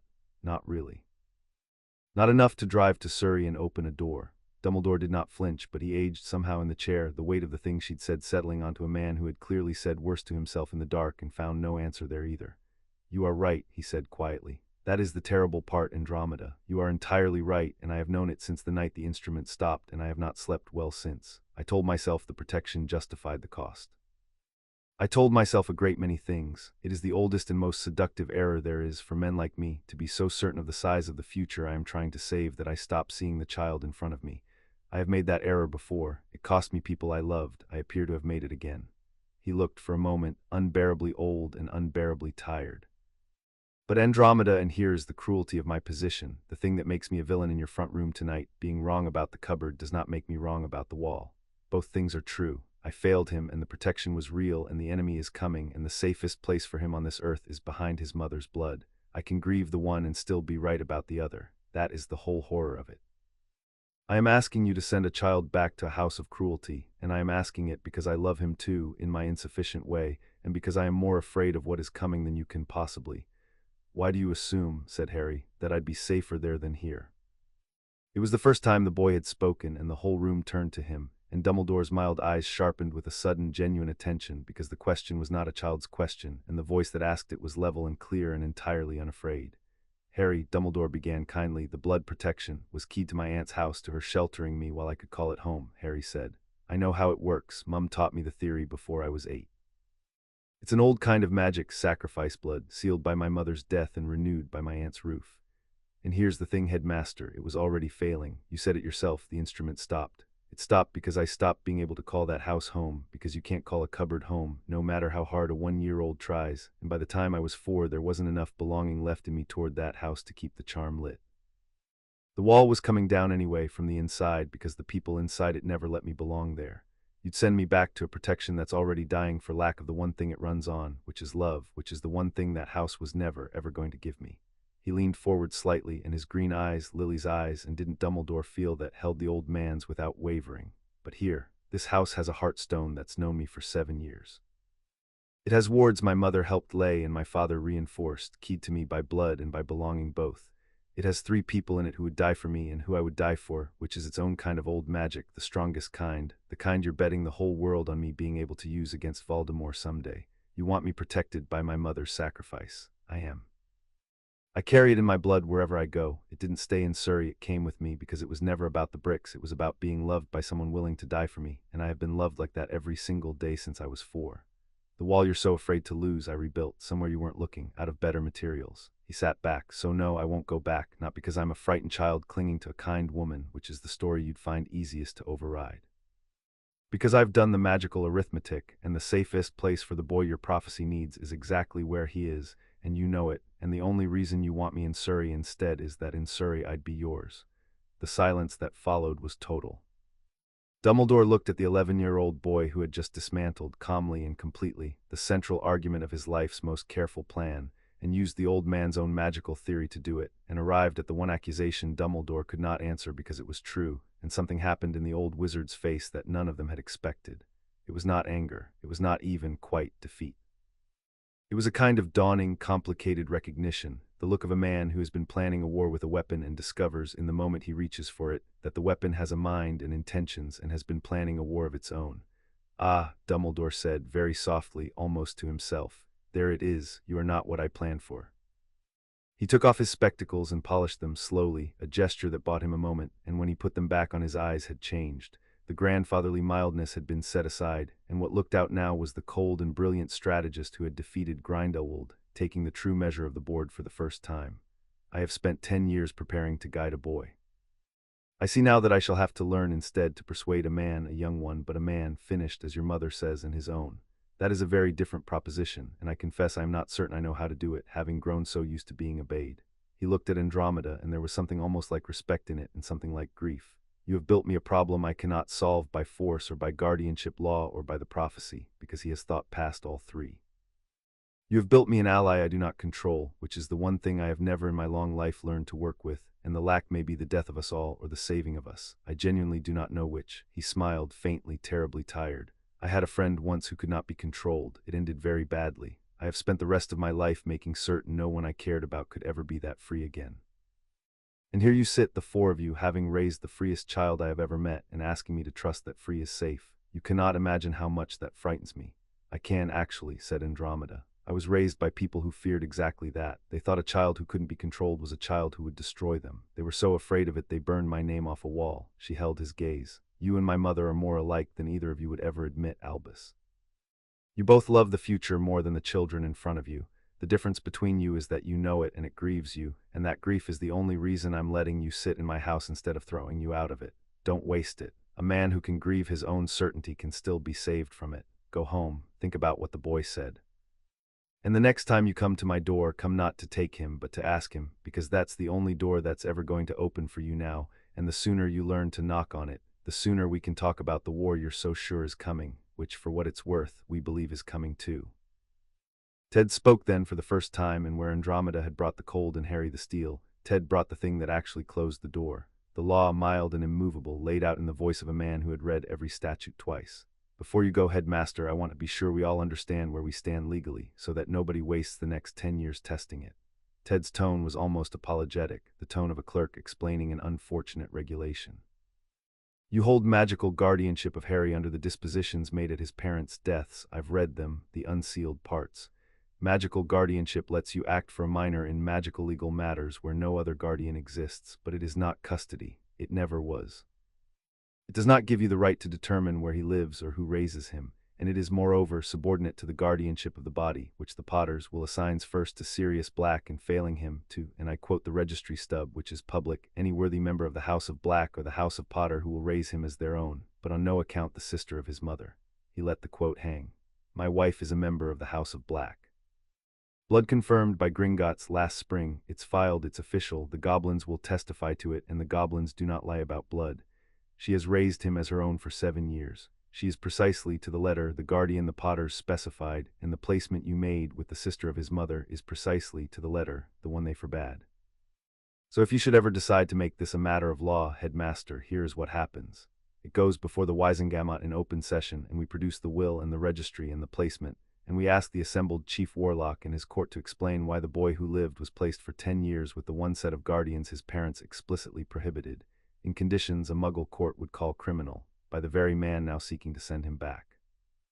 We would lose a great many things in that hearing, so would you. The difference is that we would lose them and still have the boy, because no court in Britain, once it heard the word cupboard, would hand him back. And you would lose the one thing you cannot afford to lose, which is the world's belief that Albus Dumbledore always knows best. Ted spread his hands, mild as milk. I don't want that hearing. I don't think you do either. I'm only making sure we both know it's there on the shelf so that neither of us ever has to take it down. It was, Harry thought, watching, the most quietly devastating thing he had ever seen one person do to another. Ted had not raised his voice or made a threat. He had simply shown Dumbledore the board, every piece on it, and let the old man count the moves himself and arrive alone at the only possible conclusion, that there was no legal road to taking Harry that did not run straight through the public ruin of Albus Dumbledore, and that the man across the table had built that road carefully over 10 years, and was now inviting him to walk down it whenever he liked. Dumbledore was quiet for a long moment. Then to Harry's surprise he laughed, a soft, genuine, rueful laugh, the laugh of an old chess player who has just seen a mate he should have seen 4 moves ago. A clerk, he said, shaking his head. I have been outmaneuvered in the end not by the black steel or the boy's brilliance, but by a contracts clerk with a public registry stub. There is a lesson in that, and I shall spend some time with it. He rose slowly, gathering his robes, and he looked at the 4 of them, the disowned witch, the muggle-born clerk, the metamorphed daughter, and the boy in the middle of them, and something in his face had finally fully changed. I came here to take a weapon home. I find instead that I have met a family, and that the weapon I was looking for does not exist, because you have gone and made him into something better, which is a person who will choose. I do not know whether you have saved the world or doomed it. Neither do you. We shall all find out together, I expect, which is a more frightening way to face a war than the one I had planned, and possibly a more honest one. He moved toward the door and paused and looked back at Harry. "When you come to Hogwarts in September, Mr. Potter, and I find I am rather looking forward to it now, in the way one looks forward to weather one cannot control, I will not try to shape you. You have my word for whatever you judge it to be worth. But I will be there, and the door of my office will be open. And when the thing that is coming arrives, and it is coming, child, make no mistake, your family believes it too. I hope you will remember that there is an old man in a tower who has been afraid of it longer than you have been alive, and who would very much like, before the end, to be on the right side of it. Even if it means, for the first time in 50 years, not being in charge of it." And he inclined his head to Harry, then to Andromeda, a deeper bow than any of them expected, the bow of one power to another, and he opened the red door himself and stepped out into the last of the gold evening and was gone. The heartstone settled in the floor, the growl easing out of it, and the house breathed again. He was barely gone a week before the other one came at them from the other side, exactly as Andromeda had known he would. Came as a letter on heavy cream paper with the Malfoy crest in a hand of beautiful contempt, and it was addressed to Andromeda alone, and it was, she had to admit, clever in the cold, patient Malfoy way. Lucius had heard somehow that Dumbledore had been to the house. Lucius heard most things. And Lucius, reading the situation as a man reads a board, had concluded that the disowned sister and the great old meddler must now be enemies, and that an enemy of Dumbledore was a thing he could use. "Cousin," the letter began, which was itself a calculated insolence, a reaching back across the burned name to claim a kinship he had watched destroyed. "We have not spoken in 20 years, and the fault, I will graciously allow, was not entirely yours. The world has changed. I find that you and I, who were raised to despise one another, now share an interest, for I understand the Chief Warlock has begun to take an unwelcome interest in the boy you keep, and I too have reason to wish that old man's reach curtailed. The House of Black, scattered as it is, would be the stronger for its surviving daughters standing together against those who would manage us all for our own good. I propose an arrangement. My stewardship of the Black estate proceeds. It need not be an obstacle between us. Indeed, a steward who is friendly to your boy's interests is worth a great deal more to you than one who is not. Let us speak. Whatever your mother did to your name, blood is blood, and the blood of the House of Black has never been served by its daughters fighting each other while strangers divide the inheritance. Narcissa sends her regards and remembers you fondly." It was signed with the full flourishing name, Lucius Abraxas Malfoy, and it smelled faintly of expensive cologne in a trap. Andromeda read it twice at the kitchen table with her family around her, and then she looked up, and her face wore an expression Harry had never seen on it before, not the cold, not the warmth, but a kind of bright savage amusement, the look of a woman being offered, by the family that had destroyed her, a seat back at the table on the condition that she help them rob a child. "Wants me to make peace with him against Dumbledore," she said, "so that I'll bless his theft of the black seat in exchange for him pretending to be your friend. He thinks I'm so hungry to be a black again, so wounded by being cast out, that I'll sell my son's inheritance for a kind word and an invitation to dinner. He thinks 20 years of exile made me lonely." She laughed, short and hard, and reached for a quill. "He fundamentally does not understand what happened to me, Lucius doesn't. He thinks I was thrown out of paradise and have been pining at the gates ever since. He cannot conceive that I walked, that I looked at the whole gleaming rotten thing and chose the muggle clerk and the freak daughter in the cottage, and that I have been happy, that I have been free, that I would not trade 1 hour of this kitchen for the entire House of Black and everything in its vaults." She began to write fast, her hand sure. "Watch, Harry, this is the other half of what I've been teaching you. You read the room, you learn the rules, you outthink them, and then sometimes the most powerful move on the board is to make it perfectly, witheringly clear that you cannot be bought, because a man who knows you cannot be bought loses his only tool against you, which is the offer." She finished and read it aloud, and it was 4 lines. "Lucius, you mistake me for someone who lost something. I gave it away on purpose, and I have never wanted it back, least of all from you. Steward the black seat as long as the law allows you, hold it in trust in writing for the heir, as your petition so carefully says. I would not dream of interfering. Only know that the heir is mine, and he is watching you do it, and he forgets nothing, and one day he will be of age. Give my regards to Narcissa, who chose her cage as I chose my sky. Andromeda, not black, not any more. I burned that off myself years before Mother got the chance." She sent it with the Malfoy owl, which had been waiting with insolent patience on the windowsill, and it took the reply in its beak and looked at her with something that might in a less proud bird have been alarm, and flew off west toward the place where Lucius Malfoy was about to learn that the one daughter of the House of Black he had thought he understood was the one he understood least of all. "He'll be angry," Ted observed. "He'll be baffled," Andromeda corrected with satisfaction. "Angry he can use, anger's just energy, you can point it. Baffled is better. A man who can't understand you can't predict you, and a man who can't predict you can't beat you. Lucius has spent his whole life believing everyone has a price and the only question is the currency. I've just told him in writing that I don't, and the worst part for him is that it's true, and he'll be able to feel that it's true, and it will keep him up at night far more than any threat would. Threats he answers. Sincerity he has no defense against at all." She folded her hands on the table. Two of them came at us in a fortnight from opposite directions, the two most dangerous men in Britain, one to take you for the world's sake and one to use you for his own, and we sent them both home with nothing. Not because we're more powerful than they are. We're not, because we want nothing from them and they couldn't find a single thing to pull. That's the whole secret, Harry. That's the thing my family never understood and never will. The people who can't be moved aren't the ones with the most power. They're the ones who already have everything they actually want. She looked around the cluttered, warm kitchen at her husband and her daughter and her son. And we do. We have everything we actually want. It's right here. They can't offer us a thing because there's nothing missing for the offer to fill. Harry was quiet for a while, turning the evening over, and then he said the thing that had been sitting under his ribs since Dumbledore had crossed the threshold a week before. He came to protect me, he said slowly. Dumbledore, the whole speech, the prophecy, the wall, it was all about keeping me alive, keeping me safe, because the world needs me to be a weapon that survives long enough to be used. And it was real, the caring, I could tell he's not a liar, but it was all about what I'm for. He looked at Andromeda. You and Ted and Dora in 7 years, not one of you has ever once told me what I'm for. You never said you took me out of that cupboard because the world needs me, or because of any prophecy, or because of anything I might do. He stopped because the thing was hard to say, and he had only learned recently that he was allowed to say hard things out loud. You just wanted me. The actual me, not the boy on the chocolate frog cards, not the weapon, not the heir, just the one who counted his toast. You wanted him. And tonight I finally understand the difference because I watched the most powerful man in the world come here loving me for what I might save, and I watched you stand in front of him loving me for nothing at all, for no reason, for no use, just because I'm yours, and I know now which one is the wall. It was never the blood magic, it was that. It's always been that. There was a silence, and then Tonks, whose hair had gone soft and golden, leaned over and knocked her shoulder against his, hard as she'd done since he was 4. Course we wanted you, you daft thing, she said, rough with feeling. You were the best thing that ever happened to this family, and you arrived in your pajamas weighing about as much as a cat. We didn't take you in to save the world. We took you in because you were ours and somebody'd put you in a cupboard, and that was never going to stand. World can save itself. We just wanted our brother home. And Andromeda, who had spent 20 years being told she had thrown her life away, looked at the boy she had carried out of the dark and the family she had built out of nothing but love and defiance. And she thought that if her mother could see her now, disowned, unmapped, penniless by black standards, having just turned down the entire house of black and faced down the chief warlock in the same fortnight, with everything she had ever actually wanted gathered around one cluttered kitchen table.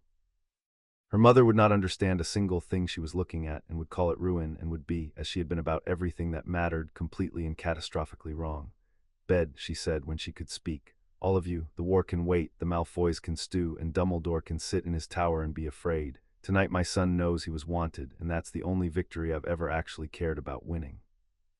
And she turned off the lights one by one, and left the one in the hall burning, as she had every night for 7 years, so that whoever came home in the dark would know the house was waiting, and went up to bed in a house that 2 of the most powerful men in Britain had tried and failed to take a child out of, because they had never understood that the strongest wall ever built is a family that wants you for nothing at all. Chapter 5 and Chapter 6, a threat to the family. The information escaped in the end, the way such things always do, not stolen, not sold, simply let go of by a careful man who wished a certain outcome without wishing to be seen wishing it. Lucius Malfoy never gave an order. He was far too clever to give an order. He merely remarked at a dinner in the hearing of certain old friends who still kept faith with the cause the rest of the world believed had died at Godric's Hollow, that it was a curious thing how the Potter boy, the one who had cost the Dark Lord everything, was no longer behind the great protection the public imagined, but living quietly, unwarded by the ministry, in the keeping of a blood traitor and a mudblood, somewhere in the West Country. And was it not strange, he mused, swirling his wine, that the child whose mere existence ranked ahead of certain more deserving heirs should be sitting in a cottage with no Auror guard and only an exiled woman to defend him? He said it the way you set down a coin on a table and walk away. He did not look to see who picked it up. He did not need to. He knew his guests, and he knew that a dead Potter heir would clear his son's path to the House of Black as neatly as anything in the world, and he knew that there were men at that table who needed only to be told where, and that he would never once have said the word kill, and that his hands, when the thing was done, would be perfectly, provably clean. The man who picked up the coin was named Aurelius Selwyn. He had been a Death Eater in the First War, and a true believer where men like Lucius had only ever been opportunists. He had escaped Azkaban not by claiming the imperious curse, as the rich ones did, but by the simpler method of never being caught. He had gone to ground the night the Dark Lord fell and stayed there for 10 years, in a crumbling family seat in the Welsh hills, nursing a faith that had curdled into something closer to madness, waiting for a sign that the cause was not dead. And here, handed to him across a dinner table by a man he despised as a coward, was the sign. the boy who had murdered his god, undefended, findable, sitting in a cottage 2 valleys over from the world's apathy. Selwyn did not think about heirs or seats or the House of Black. He thought about the green flash he had wanted for 10 years and the small white throat he wanted to send it through, and he began, that very night, with the patience of the truly insane, to find the cottage. It took him 3 weeks. The wards were good, better than he expected, old work, blood-keyed, a black's hand in them, and he was too cautious and too experienced to simply walk up and try them, because a man who survives 10 years on the run survives by assuming every door is trapped. So he watched. From a distance, under disillusionment, he watched the cottage for a week and learned its rhythms. The clerk who left each morning, the metamorphed daughter who came and went in the red robes of auror training, the woman who was never not watchful, and the boy. The boy, dark-haired, small, with a way of going still and lifting his head as though he could hear things other people couldn't, who once, on the 3rd day, stopped dead in the middle of the garden and turned and looked directly at the patch of empty air where Selwyn stood disillusioned 40 yards off and frowned, and stared for a long, cold 10 seconds before his mother called him in. Selwyn did not like that. But he told himself it was nothing, a child's fancy, and he finished his watching, and he chose his night, a Thursday, when the clerk would be home but tired, the daughter on a late shift and absent, the defenders fewest, and he prepared the thing he had brought from Wales for exactly this, an old and filthy piece of curse-breaking that would not bring the wards down, which was beyond him, but would blind them for 90 seconds, long enough to walk through, long enough to do what he had come 10 years to do. What Aurelius Selwyn did not know, could not have known, watching from 40 yards with a curse-breaker's eye for ward lines, and no eye at all for the things that actually mattered, was that the boy in the garden had not been imagining anything on the 3rd day. The boy had felt him. The Heartstone had felt him, a wrongness at the edge of the wards, 3 weeks running, and the boy who had grown up with his hand on that stone had felt the house's unease and known, with a certainty he could not prove and did not bother trying to, that they were being watched. And the family of a woman who had spent her whole life waiting for exactly this kind of night had not spent those 3 weeks doing nothing. Something's coming, Harry had said the 3rd night at dinner, and the simple flatness of it had stopped every fork at the table. I've felt it for 3 days, at the edge of the wards. The house doesn't like it, and neither do I. It's a person, and they're hiding, and they keep coming back, and they're not just looking anymore. They're measuring. Andromeda had not told him he was imagining things. She had never once in 7 years told him he was imagining things, and she did not start with the one that might get them killed. She had set down her fork and gone very still and said, "Describe the feeling, exactly, everything." And Harry had and Ted had listened with the gathering grimness of a man recognizing a pattern, and Tonks, home that night, before the late shifts started, had gone to the window and looked out at the dark garden with the eyes of a first-year auror who had just been taught precisely this, the watcher before the strike, and her hair had gone the flat gray of a drawn blade. "That's surveillance," Tonks said quietly. "That's textbook. That's somebody casing a target." "Mum, that's not a curious neighbor, that's a professional, and if Harry's felt them 3 days running and they're still coming back, they're not deciding whether to hit us. They've decided, they're working out how." And so the Tonks family, who had spent 7 years preparing in every way but this one, spent 3 nights preparing in this one too, quietly, without panic, as Andromeda met everything, and as she had taught them all to meet it. Ted, who knew the wards better than the man who'd helped lay them, walked the boundary and found where they were strongest and where a clever breaker might blind them, and set at those points small, ugly surprises of his own, not wards to stop an intruder, which a curse breaker would expect and disarm, but traps disguised as weaknesses, the false soft spots that a professional would steer toward precisely because they looked like the way in. Tonks drilled them all in the thing they hoped never to use: where to stand, where to fall back to, how to move through the house under fire, the brutal, simple geometry of defending a building, which she had learned 3 months ago, and which her family learned now in 3 nights, in the dark, in deadly earnest. And Andromeda went down to the cellar alone and put her hand on the Heartstone and spoke to it in a language none of the others knew, the old tongue of her family's house magic, and woke it fully for the first time in 20 years, and asked it, the way you ask an old guard dog, to be ready. "And Harry," Andromeda said on the 3rd night when the rest was done. She took her son aside into the study under the tapestry with the burned hole. "Listen to me, because this is the lesson under all the others, the one I hoped you'd never need. If it comes when it comes, you do not try to be a hero. You are 11. You have no wand training in a child's body, and the man outside, whoever he is, has spent decades learning to kill. In a straight fight he wins, and you must believe that, because a boy who thinks he can win a fight he can't is a dead boy, so you will not fight him straight. You will do what you have always done, what you did in the cupboard, what kept you alive before any of us ever reached you. You will be clever than the room. You will use the house, which loves you, against a man who doesn't know it's alive. You will use everything I taught you about the wards and the stone and the old magic. And above all," she took his face in both her hands, "you will trust that you are not alone, the way you were alone in Surrey. You have 3 people in this house who will put their bodies between you and the dark, and your job, your only job, is not to die being brave. Your job is to stay alive long enough for us to do ours. Can you promise me that? Not heroism. Survival. Can you promise? And Harry, who had wanted very badly to promise her heroism, looked into his mother's face and understood that the bravest thing he could do was the thing she was actually asking for, and he said, I promise, I stay alive. I let you protect me. And he hated it and he meant it, and it was, as it turned out, exactly the right promise to have made, because a boy who has promised to stay alive thinks very differently in a crisis than a boy who has decided to be a hero, and thinks specifically far more dangerously. He came on the Thursday, as Tonks had guessed he would, at the dead hour past midnight when a tired family should have been deepest asleep. The Heartstone woke Andromeda first, a single hard pulse under the house, like a fist on a drum, the alarm she had set into it 3 nights before, and she was on her feet and moving before she was fully awake, shaking Ted, her wand already in her hand.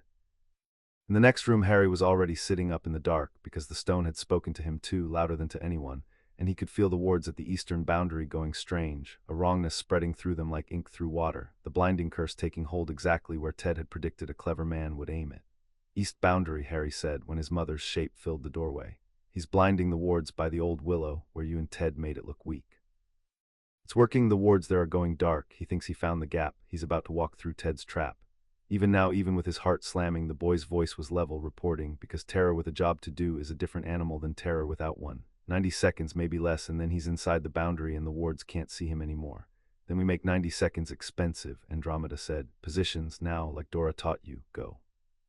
Aurelius Selwyn walked through the blinded ward line by the old willow at 12 minutes past midnight, his wand up, his cursebreaker's senses spread wide for the trap he was certain a black would have left, and found none, because Ted Tonks had not left the trap where a cursebreaker would look for a trap. He had left it where a cursebreaker would look for safety. The blinded patch of ward that Selwyn had so cleverly created, the soft spot he had spent 3 weeks finding and 90 seconds making, that was the trap. The moment the curse-breaking magic took hold and the wards there went dark, they did not merely go blind, they inverted. The careful, ugly work Ted had layered under the false weakness woke up the instant it was tampered with, and the ground inside the willow's shadow, the safe dark patch Selwyn stepped onto so confidently, closed around his legs like a fist, not earth anymore but the wards themselves made solid, a snare of hardened air and root and old magic that gripped him to the knee and held. Selwyn was good, he did not panic. He cut himself free in 4 seconds with a curse that took the skin off his own shins to do it, and he came on, limping now, furious, into the garden, but the 4 seconds had cost him his 90, and the snare had announced him to the whole house like a bell, and the surprise he had spent 10 years preparing was gone before he reached the back door.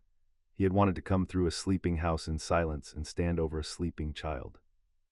Instead he came through a back door that blew off its hinges into his face, Tonks from inside, who had been waiting for exactly this and timed it to the half-second, and walked into a kitchen that was not full of frightened sleepers but of a family in position, awake, armed and ready, with the dark-haired boy nowhere in sight. Where is he? Selwyn said. His voice was a ruin, 10 years of disuse and madness in it.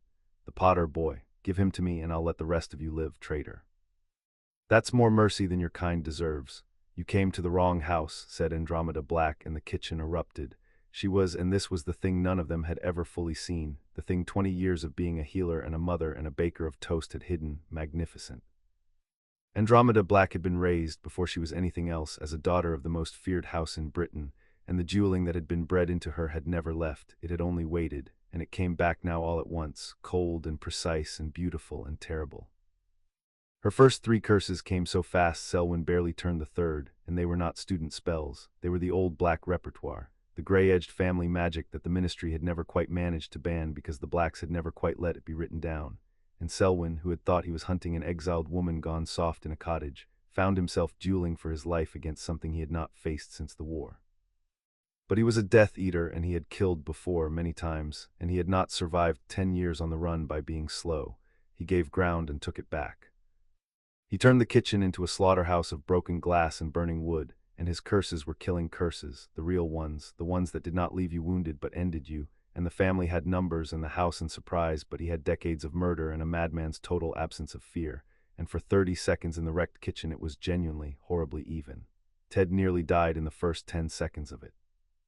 He was not a duelist, he had told Harry so himself. I'm rubbish at magic compared to her, and he knew it, and he did the thing a brave man who knows he's outmatched does, which is to make himself useful in the way he actually can. He did not trade curses with Selwyn. He worked the house, flinging cupboards open into the man's path, collapsing the ceiling beam he'd weakened 3 nights before, turning the whole kitchen into a hostile machine. And it was while doing this, while buying his wife the half-second she needed, that Selwyn's gaze found him, and a sickly yellow curse caught Ted Tonks full in the chest and threw him the length of the room into the wall, where he crumpled and did not get up, and a spreading dark stain bloomed across his shirt. And Tonks screamed something that was not a word, and the fight, which had been even tipped, because a family fighting carefully became a family fighting in grief and fury, which is to say a family fighting worse. And that was the moment Harry Potter, 11 years old, who had promised his mother he would stay alive and let them protect him, who had spent the whole fight exactly where he was supposed to be, not hidden out of cowardice but positioned in the cellar doorway with both hands flat on the Heartstone, understood that the promise he'd made and the thing he now had to do were, against all expectation, the same thing, because he had not been crouching in the cellar being protected. He had been doing his job. The job his mother gave him: be cleverer than the room, use the house which loves you against a man who doesn't know it's alive. For 30 seconds, while his family bled and jeweled above him, Harry Potter had been on his knees with both palms pressed to the warm gray stone that had known him since he was 4, pouring everything he had into it, not casting a spell. He had no wand and no training, but doing the older, deeper thing Andromeda had taught him in the cellar in the rain 7 years before, the magic of belonging to a place, asking the house in the only language it understood, which was love and blood and home. To wake all the way up and defend its own. And the house, which had been listening to this boy's heartbeat for 7 years, which had felt him come home in the dark 1,000 nights, which had learned his shape and his fear and his laughter until he was woven into its oldest stone, the house answered. It did not happen the way a spell happens, bright and fast. It happened the way weather happens, the way a tide comes in, vast and slow and utterly unstoppable. The Heartstone flared white under Harry's hands, and through every wall and beam and floorboard of the house, a single enormous awareness woke and turned its attention on the man wrecking its kitchen. And the temperature dropped, and the broken house went very still, and Aurelius Selwyn, mid-curse, felt for the first time in the fight a flicker of something he had not felt in 10 years, which was fear, because the building he stood in had just impossibly become aware of him, and it did not like him. And it was not bound by the rules that bound a wizard. The wreckage moved, not flung by a wand. There was no wand, the boy had no wand, but moving the way a thing moves when the place itself has decided it should. The shattered timbers of the broken door rose off the floor and turned their splintered ends toward Selwyn. The iron stove tore its own bolts and slid to block his retreat. The very walls of the house leaned inward, the wards gone solid and bright and furious, and the man who had spent 3 weeks studying those wards from 40 yards away discovered that he had understood nothing about them at all, because he had been measuring them as a cursebreaker measures a lock, and they were not a lock, they were a guardian, and the air of the house had just slipped its leash. Selwyn turned his killing curses on the walls, and they did nothing, because you cannot murder a house. He turned them toward the cellar doorway, toward the source, toward the boy, and that was when Andromeda Black, who had seen exactly where this was going 1/2 second before he did, put her own body across the doorway and met the green light with the single most difficult piece of defensive magic her family had ever devised, a thing her aunt had shown her once and made her swear never to need, and turned the unturnable curse a hand's breadth wide, where it blew a crater in the cellar stair instead of a hole in her son. And then there was no more time for Selwyn, because Tonks reached him. She was a trainee, 3 months of Auror school, no more. But she was a Black on her mother's side too, and she had just watched a man put a curse into her father's chest. And she came across the wrecked kitchen through the moving wreckage like a thing possessed, her hair gone white-hot, her wand spitting the stunners and binders they drilled into first years until the drills lived in the wrist, and Selwyn beset now from 3 directions, by the witch in the doorway and the fury with the white hair, and the house itself closing its broken timbers around him like a fist. Made the only choice a cornered professional can make, which was to stop trying to kill and start trying to live. He blasted a hole through the leaning wall and threw himself at it. He almost made it. He was fast, even hurt, even afraid, and the gap in the wall was open air, and the dark garden beyond it was escape. He got one shoulder through.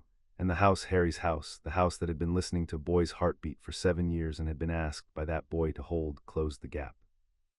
The wall came together around Aurelius Selwyn like a stone mouth, not crushing him. The boy in the cellar would not let it crush him, but holding him, pinned and gripped at the chest by a foot of living wall, his wand arm trapped, his curses spent, caught at last in the breach he'd opened, while the family he had come to murder stood in the ruins of their kitchen and looked at him.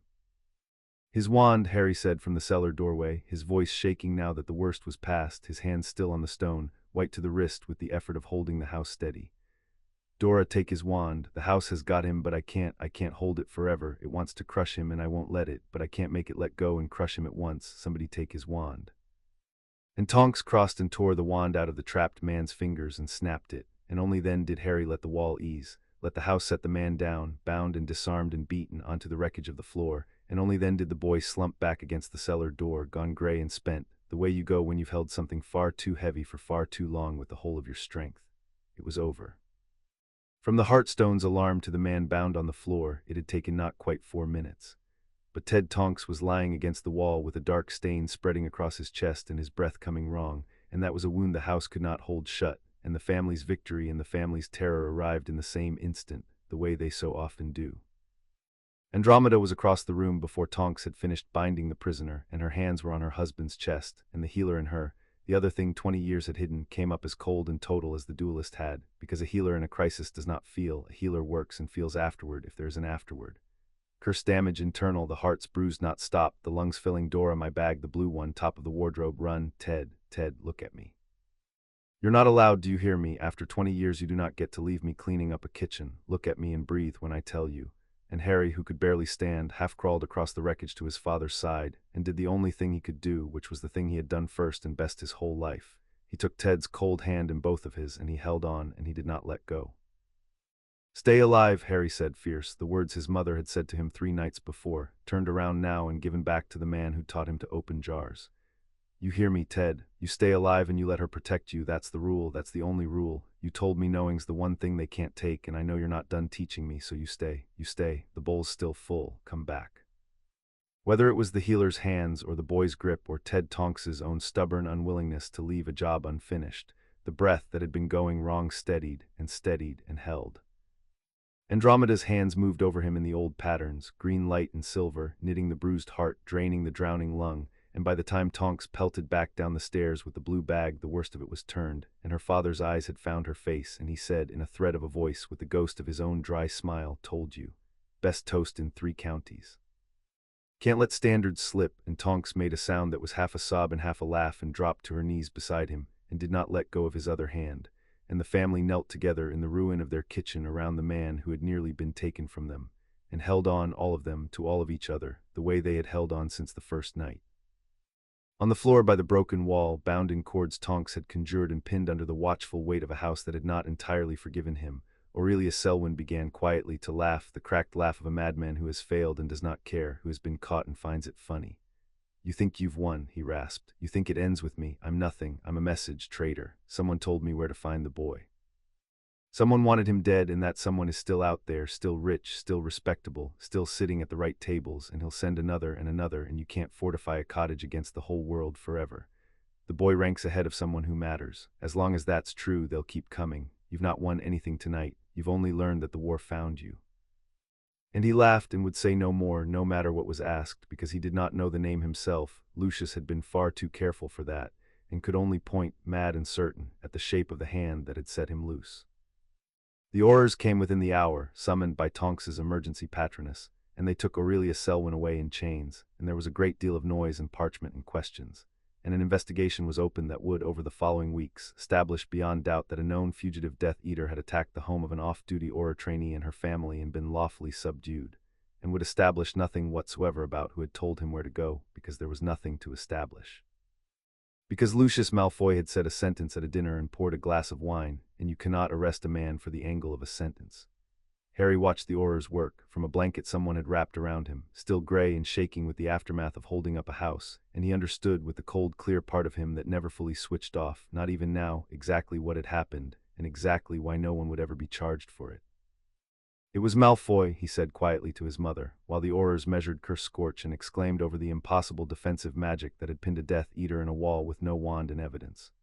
Not his hand, his mouth. He let it slip to the right people that I was here and undefended, because a dead Potter air clears Draco's path to the black seat, and he made sure his own hands stayed clean while someone else's did it. We'll never prove it. He's too good.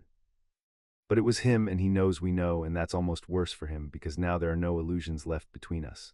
He pulled the blanket tighter. He tried to have me killed, Mum, not to win a vote faster. That's who we're up against, not a monster, something colder. A man who'd murder a child to save himself 30 years of paperwork and feel nothing and sleep well. Andromeda knelt down in front of her son in the wreckage of her home, and she did not tell him he was wrong because he was not wrong, and she had stopped lying to him about the world before he was 8. Yes, she said, that's who he is. That's who they all are, the worst of them, not screaming villains, just men who decided a long time ago that other people are pieces on a board and never looked back. And you're right that we can't prove it, and you're right that he'll try again in some other clever, clean way for years, because you'll go on ranking ahead of his son until the day the black succession is finally settled. She took his cold hands, the ones that had held a house together and held a dying man to the world in the same 4 minutes. But Harry, look at me, look at what happened here tonight. He sent his very best, a real Death Eater, a true killer, a man who has murdered and escaped justice for 10 years, and he sent him against a cottage with no Aura guard and one exiled woman, exactly as he planned.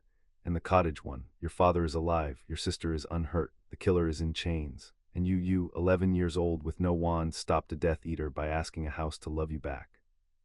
Lucius Malfoy made one enormous mistake tonight, the same mistake Dumbledore made, the same mistake my whole family always made. He looked at this house and saw something small. He saw an exile and a mudblood and a freak and a cupboard boy, and he thought undefended. Her eyes were bright and fierce in the wrecked dark. He has no idea what we are, none of them do.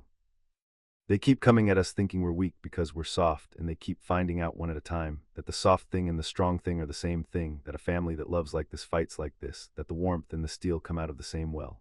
He'll try again. Let him. Every single one he sends is going to go home in chains or not go home at all, because there is nothing on this earth harder to kill than people who would rather die than lose each other. We proved that tonight. Your father's alive because of it. You're alive because of it. Harry looked past her at Ted, pale and bandaged and propped against the cushions Tonks had piled, but breathing steady, alive, watching his family with exhausted love, and at Tonks, gray-faced and grim and standing guard over them all out of pure habit, and at the broken kitchen that had risen up to defend them, and he felt the thing his mother was describing settle into him, hard and permanent, the last piece of the boy he was going to be. I'm not afraid of them, he said, and it was true, and it surprised even him how true it was. I was afraid tonight, I was afraid the whole time, I'm still shaking, I'm not pretending I wasn't, but I'm not afraid of them. Of Malfoy, of Dumbledore, of whoever comes next, because I finally understand what they don't, the thing you've been teaching me my whole life without me getting it all the way down until tonight. He looked at her, green eyes steady in his gray face.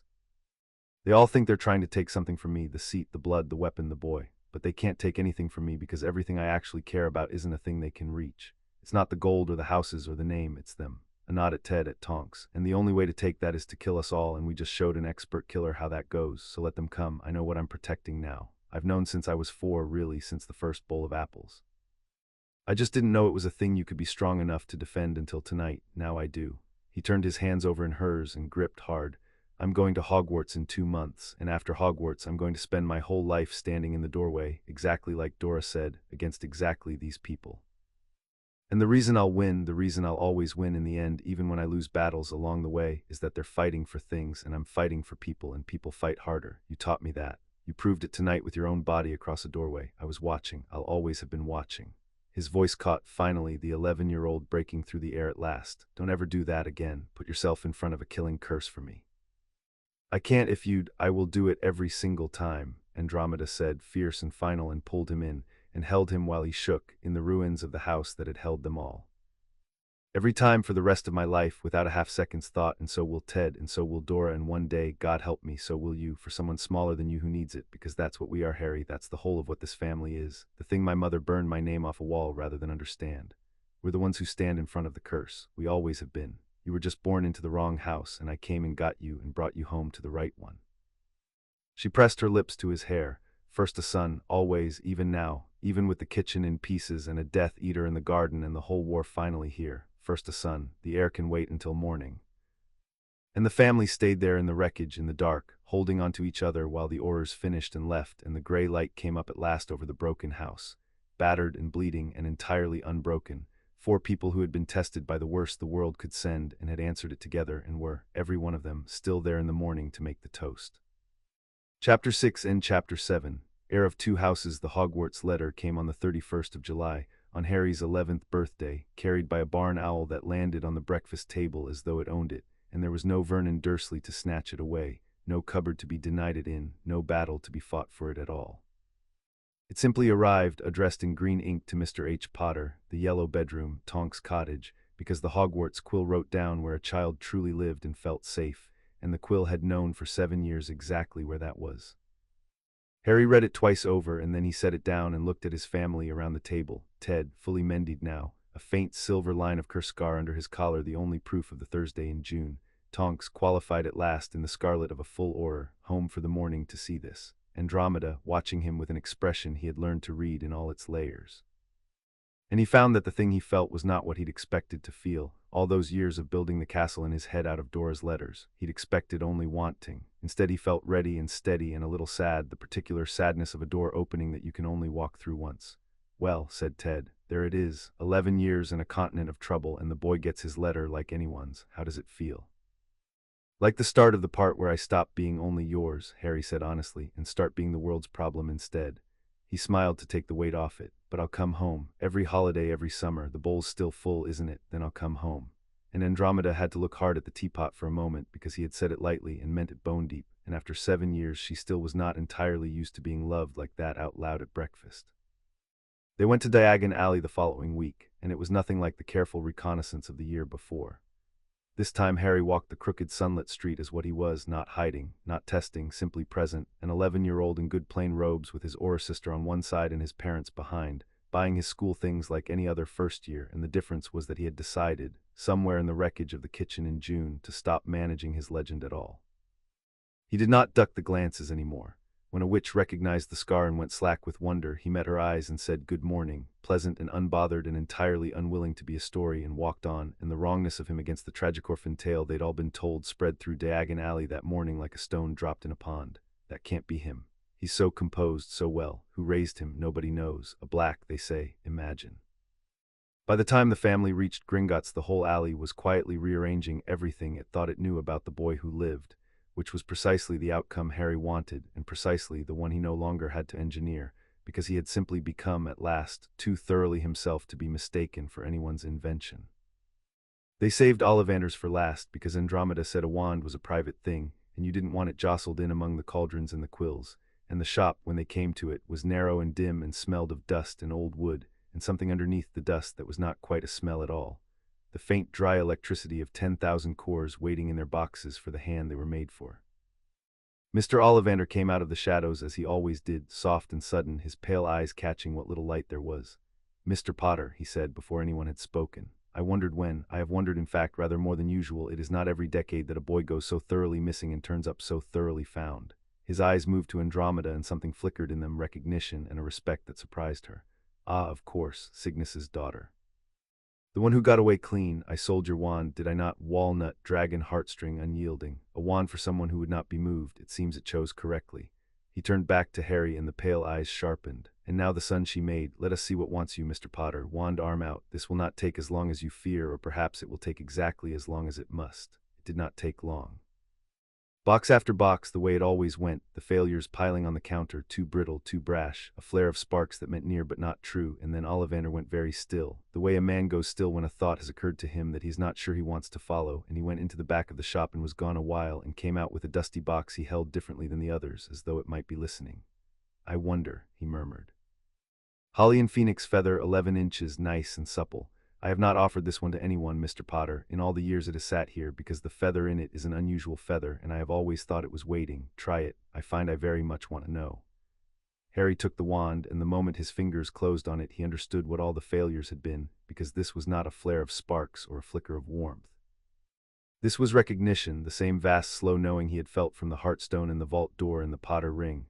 The feeling of a thing that had been asleep waking up and saying you, at last, you, in warmth, ran up his arm, and a stream of fine silver and gold sparks fountained from the tip and lit the dusty shop like a held breath let go, and Harry, who had grown up steeped in old magic, felt the wand settle into his hand as though it had been carved to the exact shape of a grip it had never held and somehow always known. "Curious," said Ollivander softly in the light of the dying sparks. "Curious, curious." "You always say that," said Andromeda, "to frighten the children. What's curious?" "The phoenix whose tail feather lives in your son's wand," Ollivander said, and his pale eyes were fixed on Harry with something that was not quite fear and not quite wonder, gave just one other. "Only one, and that other wand," he paused and chose for once to say the whole truth rather than the half that would sell it. "That other wand is the one that gave your son that scar, Mr. Potter. Its brother, the wand of the one who killed your parents." The shop was very quiet. "The wand chooses the wizard. It has chosen you to hold the brother of the wand that made you. I do not know what that means. I have learned in a long life that it is unwise to pretend to know what such things mean. But I will tell you what I have rarely told anyone, because I think you, of all the children I have sold to, were raised to hear it.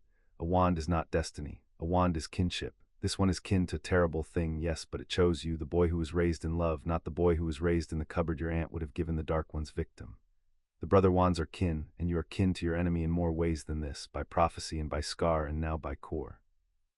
And kinship, Mr. Potter, as I think your mother could tell you better than I, a glance at Andromeda, at the woman who had been burned off a wall and stayed black in her blood regardless, kinship is not the same as fate. You may share a core with the dark and still choose the light. The wand does not decide that, you do, every day. The wand only makes you better at whichever you pick. He took the wand gently from Harry's hand to box it, and his pale eyes held the boy's a moment longer. 7 galleons, and I think the world is about to become a great deal more interesting than it had planned to be. Do give my regards to whoever raised you. They have done something to you that I have not seen done to a child in a very long time. They have made you whole. It is the rarest magic there is, and there is not a wand in my shop that can teach it.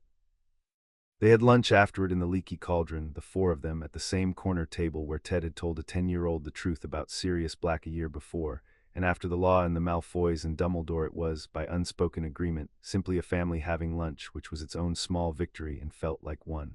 The birthday gift came at the end of it. Andromeda had been saving it. Every student's allowed an owl, she said, and I think it's time you had a creature of your own, not the family's, not a tool, yours, the way the soldier's yours. So they went to the magical menagerie, and Harry, who had owned exactly 2 things in his life worth keeping, walked the rows of cages with the same grave attention he gave to everything, and stopped at a snowy owl with eyes like amber lamps who looked back at him without the nervous flinch of the other birds, looked at him steadily, assessingly the way he himself looked at the world, taking his measure before deciding. That one, Harry said. She's not afraid of me, she's deciding about me. I like that better than not being afraid. And the owl, when the cage was opened, stepped onto his arm as though she had been waiting for it and settled, and turned her amber eyes on the rest of the shop with a clear proprietary disdain that made Tonks snort with laughter. Oh, she's perfect, Tonks said. She's already decided everyone else in here is beneath her. She's a black, that owl, what'll you call her? Harry considered the white owl who considered him back. Hedwig, he said at last. It's in the history book Mum gave me, a medieval witch, a healer, who looked after sick children and got driven out of 3 towns for it and just moved on and kept doing it anyway.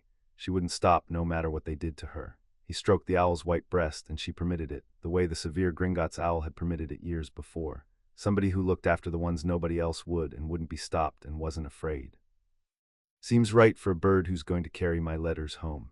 He looked up at his mother, and there was something in it that went past the owl. Letters home, every week, the bowl's still full, and now I've got a way to keep saying so even when I'm 300 miles away in a castle.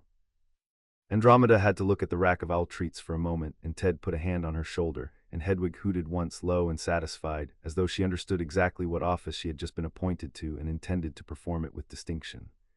It was a small thing in a day full of large ones, a boy and an owl, a name from a history book, a creature chosen because she was unafraid. But Andromeda, walking back through Diagon Alley with her son and his white owl on his arm, thought it might be the truest thing that happened all day, truer than the sealed notice or the cold handshake with Dumbledore, because it was the thing all the rest of it had been for. Not the houses, not the seats.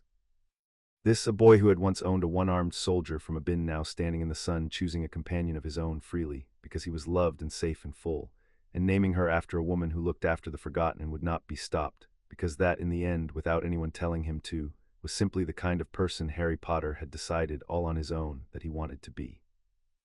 They met the Malfoys outside Gringotts, which Andromeda had half expected, because Lucius would have known they were coming. Lucius knew most things, and because a man like Lucius could not resist arranging a meeting and pretending it was chance. He stood at the foot of the white steps in robes worth more than the Tonks cottage, with his pale hair and his silver-topped cane, and his face composed into the polished blankness of a man who had tried to have your son murdered and was prepared to be very civil about it. Beside him stood a boy Harry's age, pale and sharp-chinned and already wearing his father's expression like a borrowed coat that didn't quite fit, looking out at the world with the particular discontent of a child who had been told all his life that he was better than it and was beginning to suspect, somewhere under the certainty, that the world had not been informed. Andromeda, Lucius said, with a small bow that was an insult folded into a courtesy. Cousin, how rustic to see you in town, and the boy. The famous boy, his gray eyes went over Harry, pricing him, finding to his evident displeasure nothing to look down on. You've kept him remarkably well, considering.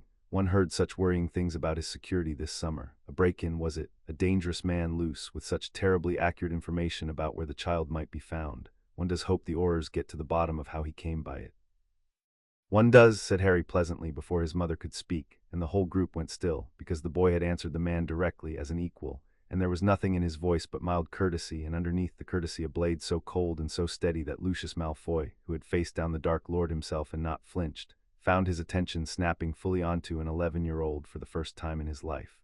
We got most of the way to the bottom of it, actually. We know the man didn't find me on his own, he was told, by someone respectable, someone who'd benefit from my dying, someone far too careful to ever say the word himself, who let it slip at a dinner and poured a glass of wine and kept his hands clean. Harry smiled, sunny, 11 years old, and held the man's pale eyes without a tremor. We can't prove it, he's very good, but he should know that we know, and that I know specifically, the boy he tried to clear off the board.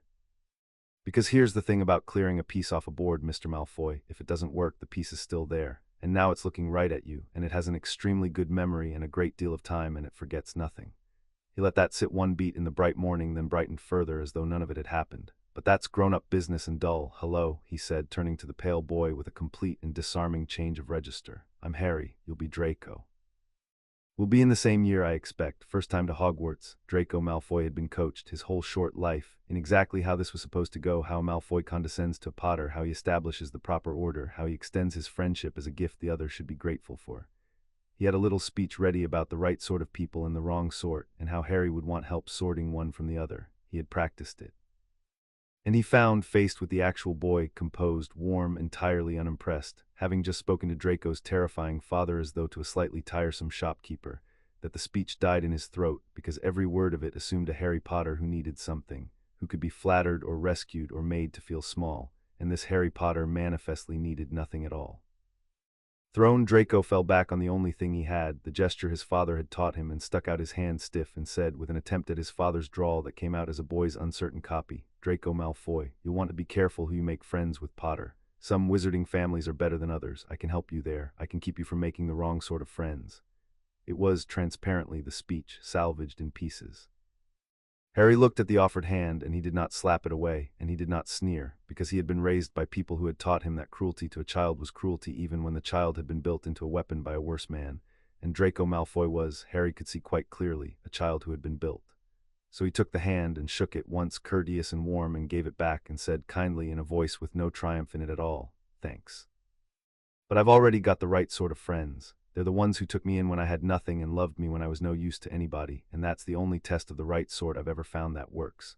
Family you're born into or family that picks you up off a doorstep, doesn't matter which. What matters is whether they want you for you or for what you're worth to them. He glanced just once at Lucius, and the glance said everything. You'll work out the difference eventually, Draco. I hope you've got someone who will help you when you do. Everyone deserves at least one person who wants them for nothing. I'll see you at school. And he inclined his head, perfectly pleasant, and walked on up the white steps of Gringotts with his family, leaving Draco Malfoy standing in the morning with his hand still half out, and a strange new feeling in his chest that he had no name for and would spend perhaps a number of years learning to name, which was the suspicion, planted gently by a boy who had refused to be cruel to him, that his father did not, in fact, want him for nothing at all. Lucius watched them go, and his face did not change, but the silver-topped cane turned a slow half-circle in his grip, around and around, the only sign of the cold fury underneath. And beside him his son was unusually, thoughtfully quiet, and Lucius Malfoy understood that the morning had cost him something he could not name and could not bill to anyone, which was the first crack, invisible and hairline and irreversible, in the thing he had spent 11 years building his son into. The formalizing happened that afternoon, quietly, in a back office of Gringotts, and then in a filing room of the Wisengamot, and it was Ted's masterwork, the thing he had been preparing since the night he first read a sealed will at his kitchen table 7 years before. He did not try to claim either lordship for Harry. That was impossible before 17 and would have been crude besides. What he did instead was preserve, he lodged in the proper ancient form, witnessed and sealed and unbreakable, a formal declaration and notice. That Harry James Potter, confirmed heir of House Potter, recognized kin and standing claimant in the line of House Black, did hereby give notice to all parties that he claimed his inheritances in his own right, to be exercised at his majority, and that no regency, stewardship, guardianship, or trust over either house was to be construed as superseding, prejudicing, or extinguishing his claim, then or ever. It was, in plain terms, a door wedged permanently open. Lucius could steward the Black seat in trust for 30 years if he liked, but the notice, filed and sealed the same week, made it a matter of unchallengeable public record that the trust was Harry's, held against Harry's claim, and that the day Harry came of age, every parchment Lucius had ever signed to keep the boy out became the proof that the house had been the boy's all along. Ted had let Lucius build the cage, exactly as Harry had said at 11 over the kitchen table, and now he quietly welded the key to the outside of it in the boy's name where no one could ever take it off again. That's it, Ted said when the last seal was pressed and the last witness had signed. That's the whole game locked. They can delay you, they can harass you, they can send killers, God forbid, though I think we've taught them the cost of that. But they can never again pretend, in law or in blood, that the houses aren't yours. You walk into Hogwarts today as the undisputed heir of one ancient house and the recorded, protected, unextinguishable claimant of another, at 11, with the ink still wet, owing nobody anything for it. He put a hand on his son's shoulder. Your father would have known how to do the magic of this. I only ever learned the paperwork. But the paperwork today is the magic, and it's done, and it's yours, and nobody on this earth can unwrite it. And Albus Dumbledore, who had come to the Wisengamot filing room himself, not to interfere, he had given his word but to witness, because he was chief warlock, and because he had wanted, Harry suspected, to see it done, signed his own name to the notice as a witness. In the looping hand Harry had first seen on a letter at the kitchen table years before, and for a moment the old man and the boy stood over the sealed parchment together. You understand, Dumbledore said quietly, for Harry alone, that by witnessing this I am making myself formally the guarantor of your independence. I am signing away with my own hand the last lever I might ever have used to make you mine. I find I am doing it gladly, which surprises me at my age after a lifetime of holding levers. His mild eyes were tired and clear. Your mother told me the night we argued that a man who can grieve his own certainty can still be saved from it. I have thought about that a great deal. I am too old to change much, but I find that I would rather face what is coming beside a free man who chose to stand with me than command a weapon who had no choice, even though the free man is far more frightening, because he might choose wrong and I cannot stop him. He set down the quill. When the dark thing comes back, Harry, and it will, you have my word, your family has my word, we are all three agreed on the one terrible thing. I hope you will choose to stand with me. Not because I made you, because you looked at it and decided. That is the only kind of ally worth having in the end. I spent 50 years learning it. You appear to have been born knowing it, or made to know it, by people wiser than I was at their age. I'll stand with you against Voldemort, Harry said, and Dumbledore did not flinch at the name and noted that the boy did not either. When he comes, we're on the same side about that, and we always were, but I'll stand with you, Headmaster, not under you and not for you, and not as anyone's weapon, as myself, as the person my family made. The first time you decide the size of what we're fighting gives you the right to spend me, or anyone I love, like a piece on your board. The green eyes were steady, and there was no anger in them, only a clean and absolute certainty. I'll know. I was raised by someone who reads rooms for a living. I'll see it the moment you do it, and I'll stop you the same way we stopped everyone else who tried to decide what I was for. With the law, with the truth, and with people who love each other more than they fear you. He put out his hand, and it was the same gesture Draco had made and Harry had answered, but it meant something entirely different now, an offer between equals, eyes open, nothing hidden. Those are my terms, same as my mother gave you at the door all those years ago. Come to me to ask, never to take. Do that, and you'll find I'm the best ally you ever had. I keep my promises. It's the first thing she taught me. And Albus Dumbledore, Chief Warlock, the most powerful wizard in the world, looked at the 11-year-old's outstretched hand for a long moment, and then he took it and shook it gravely as one power shakes hands with another across a treaty, and something settled between them that would hold through everything that was coming, because it had been built, for the first time in either of their lives, on the truth. There was one more thing, and Harry did it the last night before the train in the study under the tapestry with the burned hole, with Andromeda beside him on the floor where they had sat 100 times. I want to write to him, Harry said. Serious. Before I go, I know we can't get him out yet. I know it's years of work, the trial that never happened, the case we have to build, all of it. Ted's already started. I've seen the file, but I want him to know. Had the parchment ready and a quill, and for once the boy who could draft a Wisengamot notice did not know how to begin. He spent 10 years in that place believing nobody's coming, believing my parents' best friend let them down and the whole world hates him and there's nothing left. And maybe he's guilty. Ted says we have to hold the question open, and we do. But the black ring would have warmed for him, Mum. If he's the true heir and a traitor, the magic's a liar, and the magic isn't a liar. I think he's innocent. I think he's been in hell for 10 years for nothing, and he's my godfather, and he doesn't know that anyone in the whole world is even thinking about him. I want to fix that part tonight, even if the rest takes years. I want him to have tonight. Andromeda looked at her son, 11 years old, off to school in the morning, and choosing to spend his last night at home reaching into Azkaban toward a man he had never met. And she thought, not for the first time, that whatever she had done in 7 years, she had done it right, because you cannot teach this. You can teach the law and the politics and the reading of rooms. You cannot teach a child to look at the most forgotten man in Britain and decide, unprompted, that he should not be forgotten one more night. That comes from somewhere else. That, she thought, was the part that was simply Harry, the part that had survived the cupboard intact, the stubborn, unbreakable kindness that no amount of cruelty had managed to teach out of him, and that all her love had only ever watered, never planted. Then write to him, she said, and I'll add my name under yours. Sirius and I were the only two blacks of our whole generation who ever saw the family clear. He ran from that house at 16, I burned out of it at 20. We never spoke after, there wasn't time, and then there was a war, and then there was Azkaban. But he'll know my name, and he'll know what it means that a disowned Black and her Potter son are writing to him together. It'll tell him the most important thing before he reads a single word, that he's not the last one. That there's still a Black out here who chose love over the name, and that she raised a boy who's coming for him through the proper doors with the law in his hands the way nobody ever came for any of us. Her voice was not quite steady. Write it, my love, tell your godfather he's not alone anymore. That's the truest thing this family knows how to say, and God knows we've earned the right to say it. We say it to everyone we pull out of the dark. We said it to you first. And Harry wrote in his careful hand a letter that began, Dear Sirius, you don't know me, but I'm James and Lily's son, and I'm alive, and I'm well, and I'm loved, and I've been thinking about you, and ended under two names, the boys and the burned ones, with a sentence that an innocent man would read in a cell at the end of the world some gray morning that autumn and weep over for an hour. Because it was the first kind thing anyone had said to him in 10 years, and it came from the last people on earth he'd expected. Hold on, we're coming. It will take a while because we're doing it properly so that when you walk out it's forever and no one can ever put you back. But we are coming, and you are not forgotten, and you are not the last of us. Harry Potter and Andromeda, who used to be a Black and chose not to be, and raised your godson to be better than all of us. Platform 9 3/4 was a roar of steam and noise, and 100 families saying the same goodbye in 100 different ways, and the Tonkses stood in the middle of it in a small, fierce knot as they faced everything together.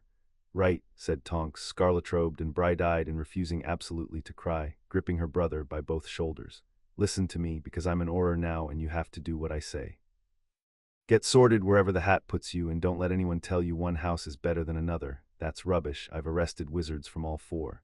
Make friends, real ones, the kind who'd stand in a doorway for you. Play Quidditch even though you'll be rubbish at first. Everyone's rubbish at first. That's not a reason not to fly.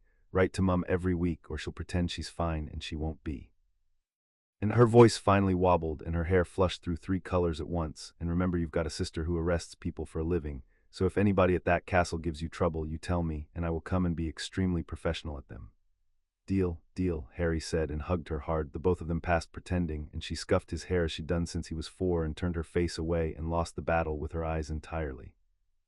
Ted shook his hand and then abandoned the handshake and pulled him into a rough embrace and said into his ear, low just for him, everything I taught you works the same way, remember. Once it's yours, and nobody can put it back in the box. The jars, the law, all of it. And this, he held the boy out at arm's length, one hand on each shoulder, the silver curse scar just showing at his collar, this too.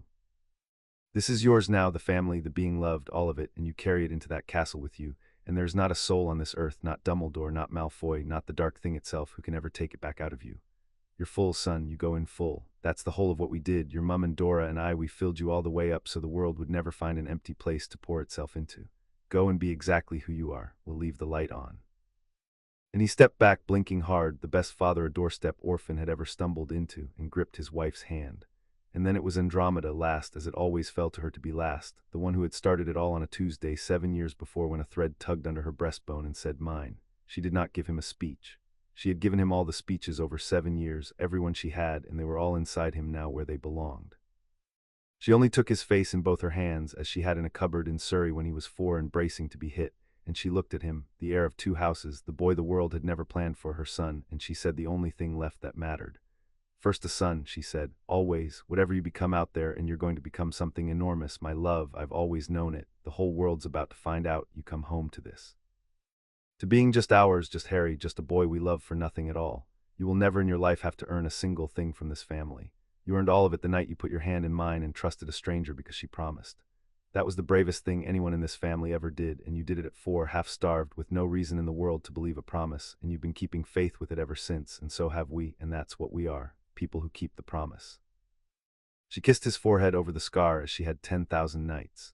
Go on, get on the train, choose your own seat, your own, you hear me, not the one anyone saves for the boy who lived, the one you want, and look out the window when it pulls away because we'll be right here, all 3 of us, and we'll be here every single time you come back for the rest of our lives.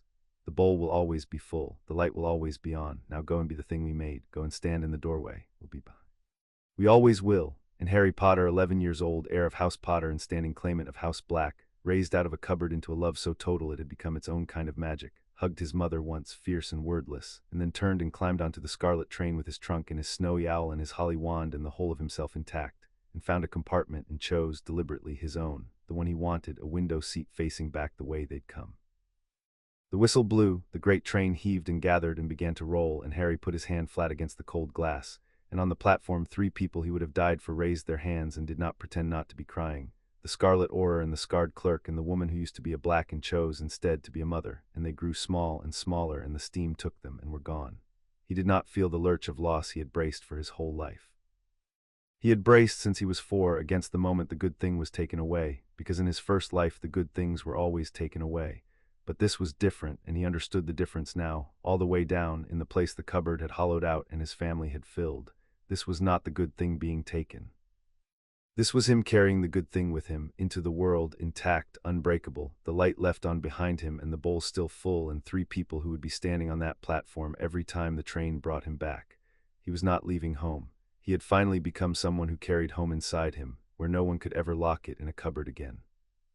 Far ahead, beyond the steam and the hills, a castle waited that had been built 1,000 years before for children exactly like him, and an old man waited in a tower who had given his word, and a pale boy sat somewhere on the same train learning the first lessons of a long unlearning, and a dark thing waited beyond all of them, patient, gathering, certain of a frightened weapon it would never get to hold. And a man in a cell at the end of the world was about to receive a letter. The wizarding world had a great many plans for Harry Potter. It had been making them since the night his parents died.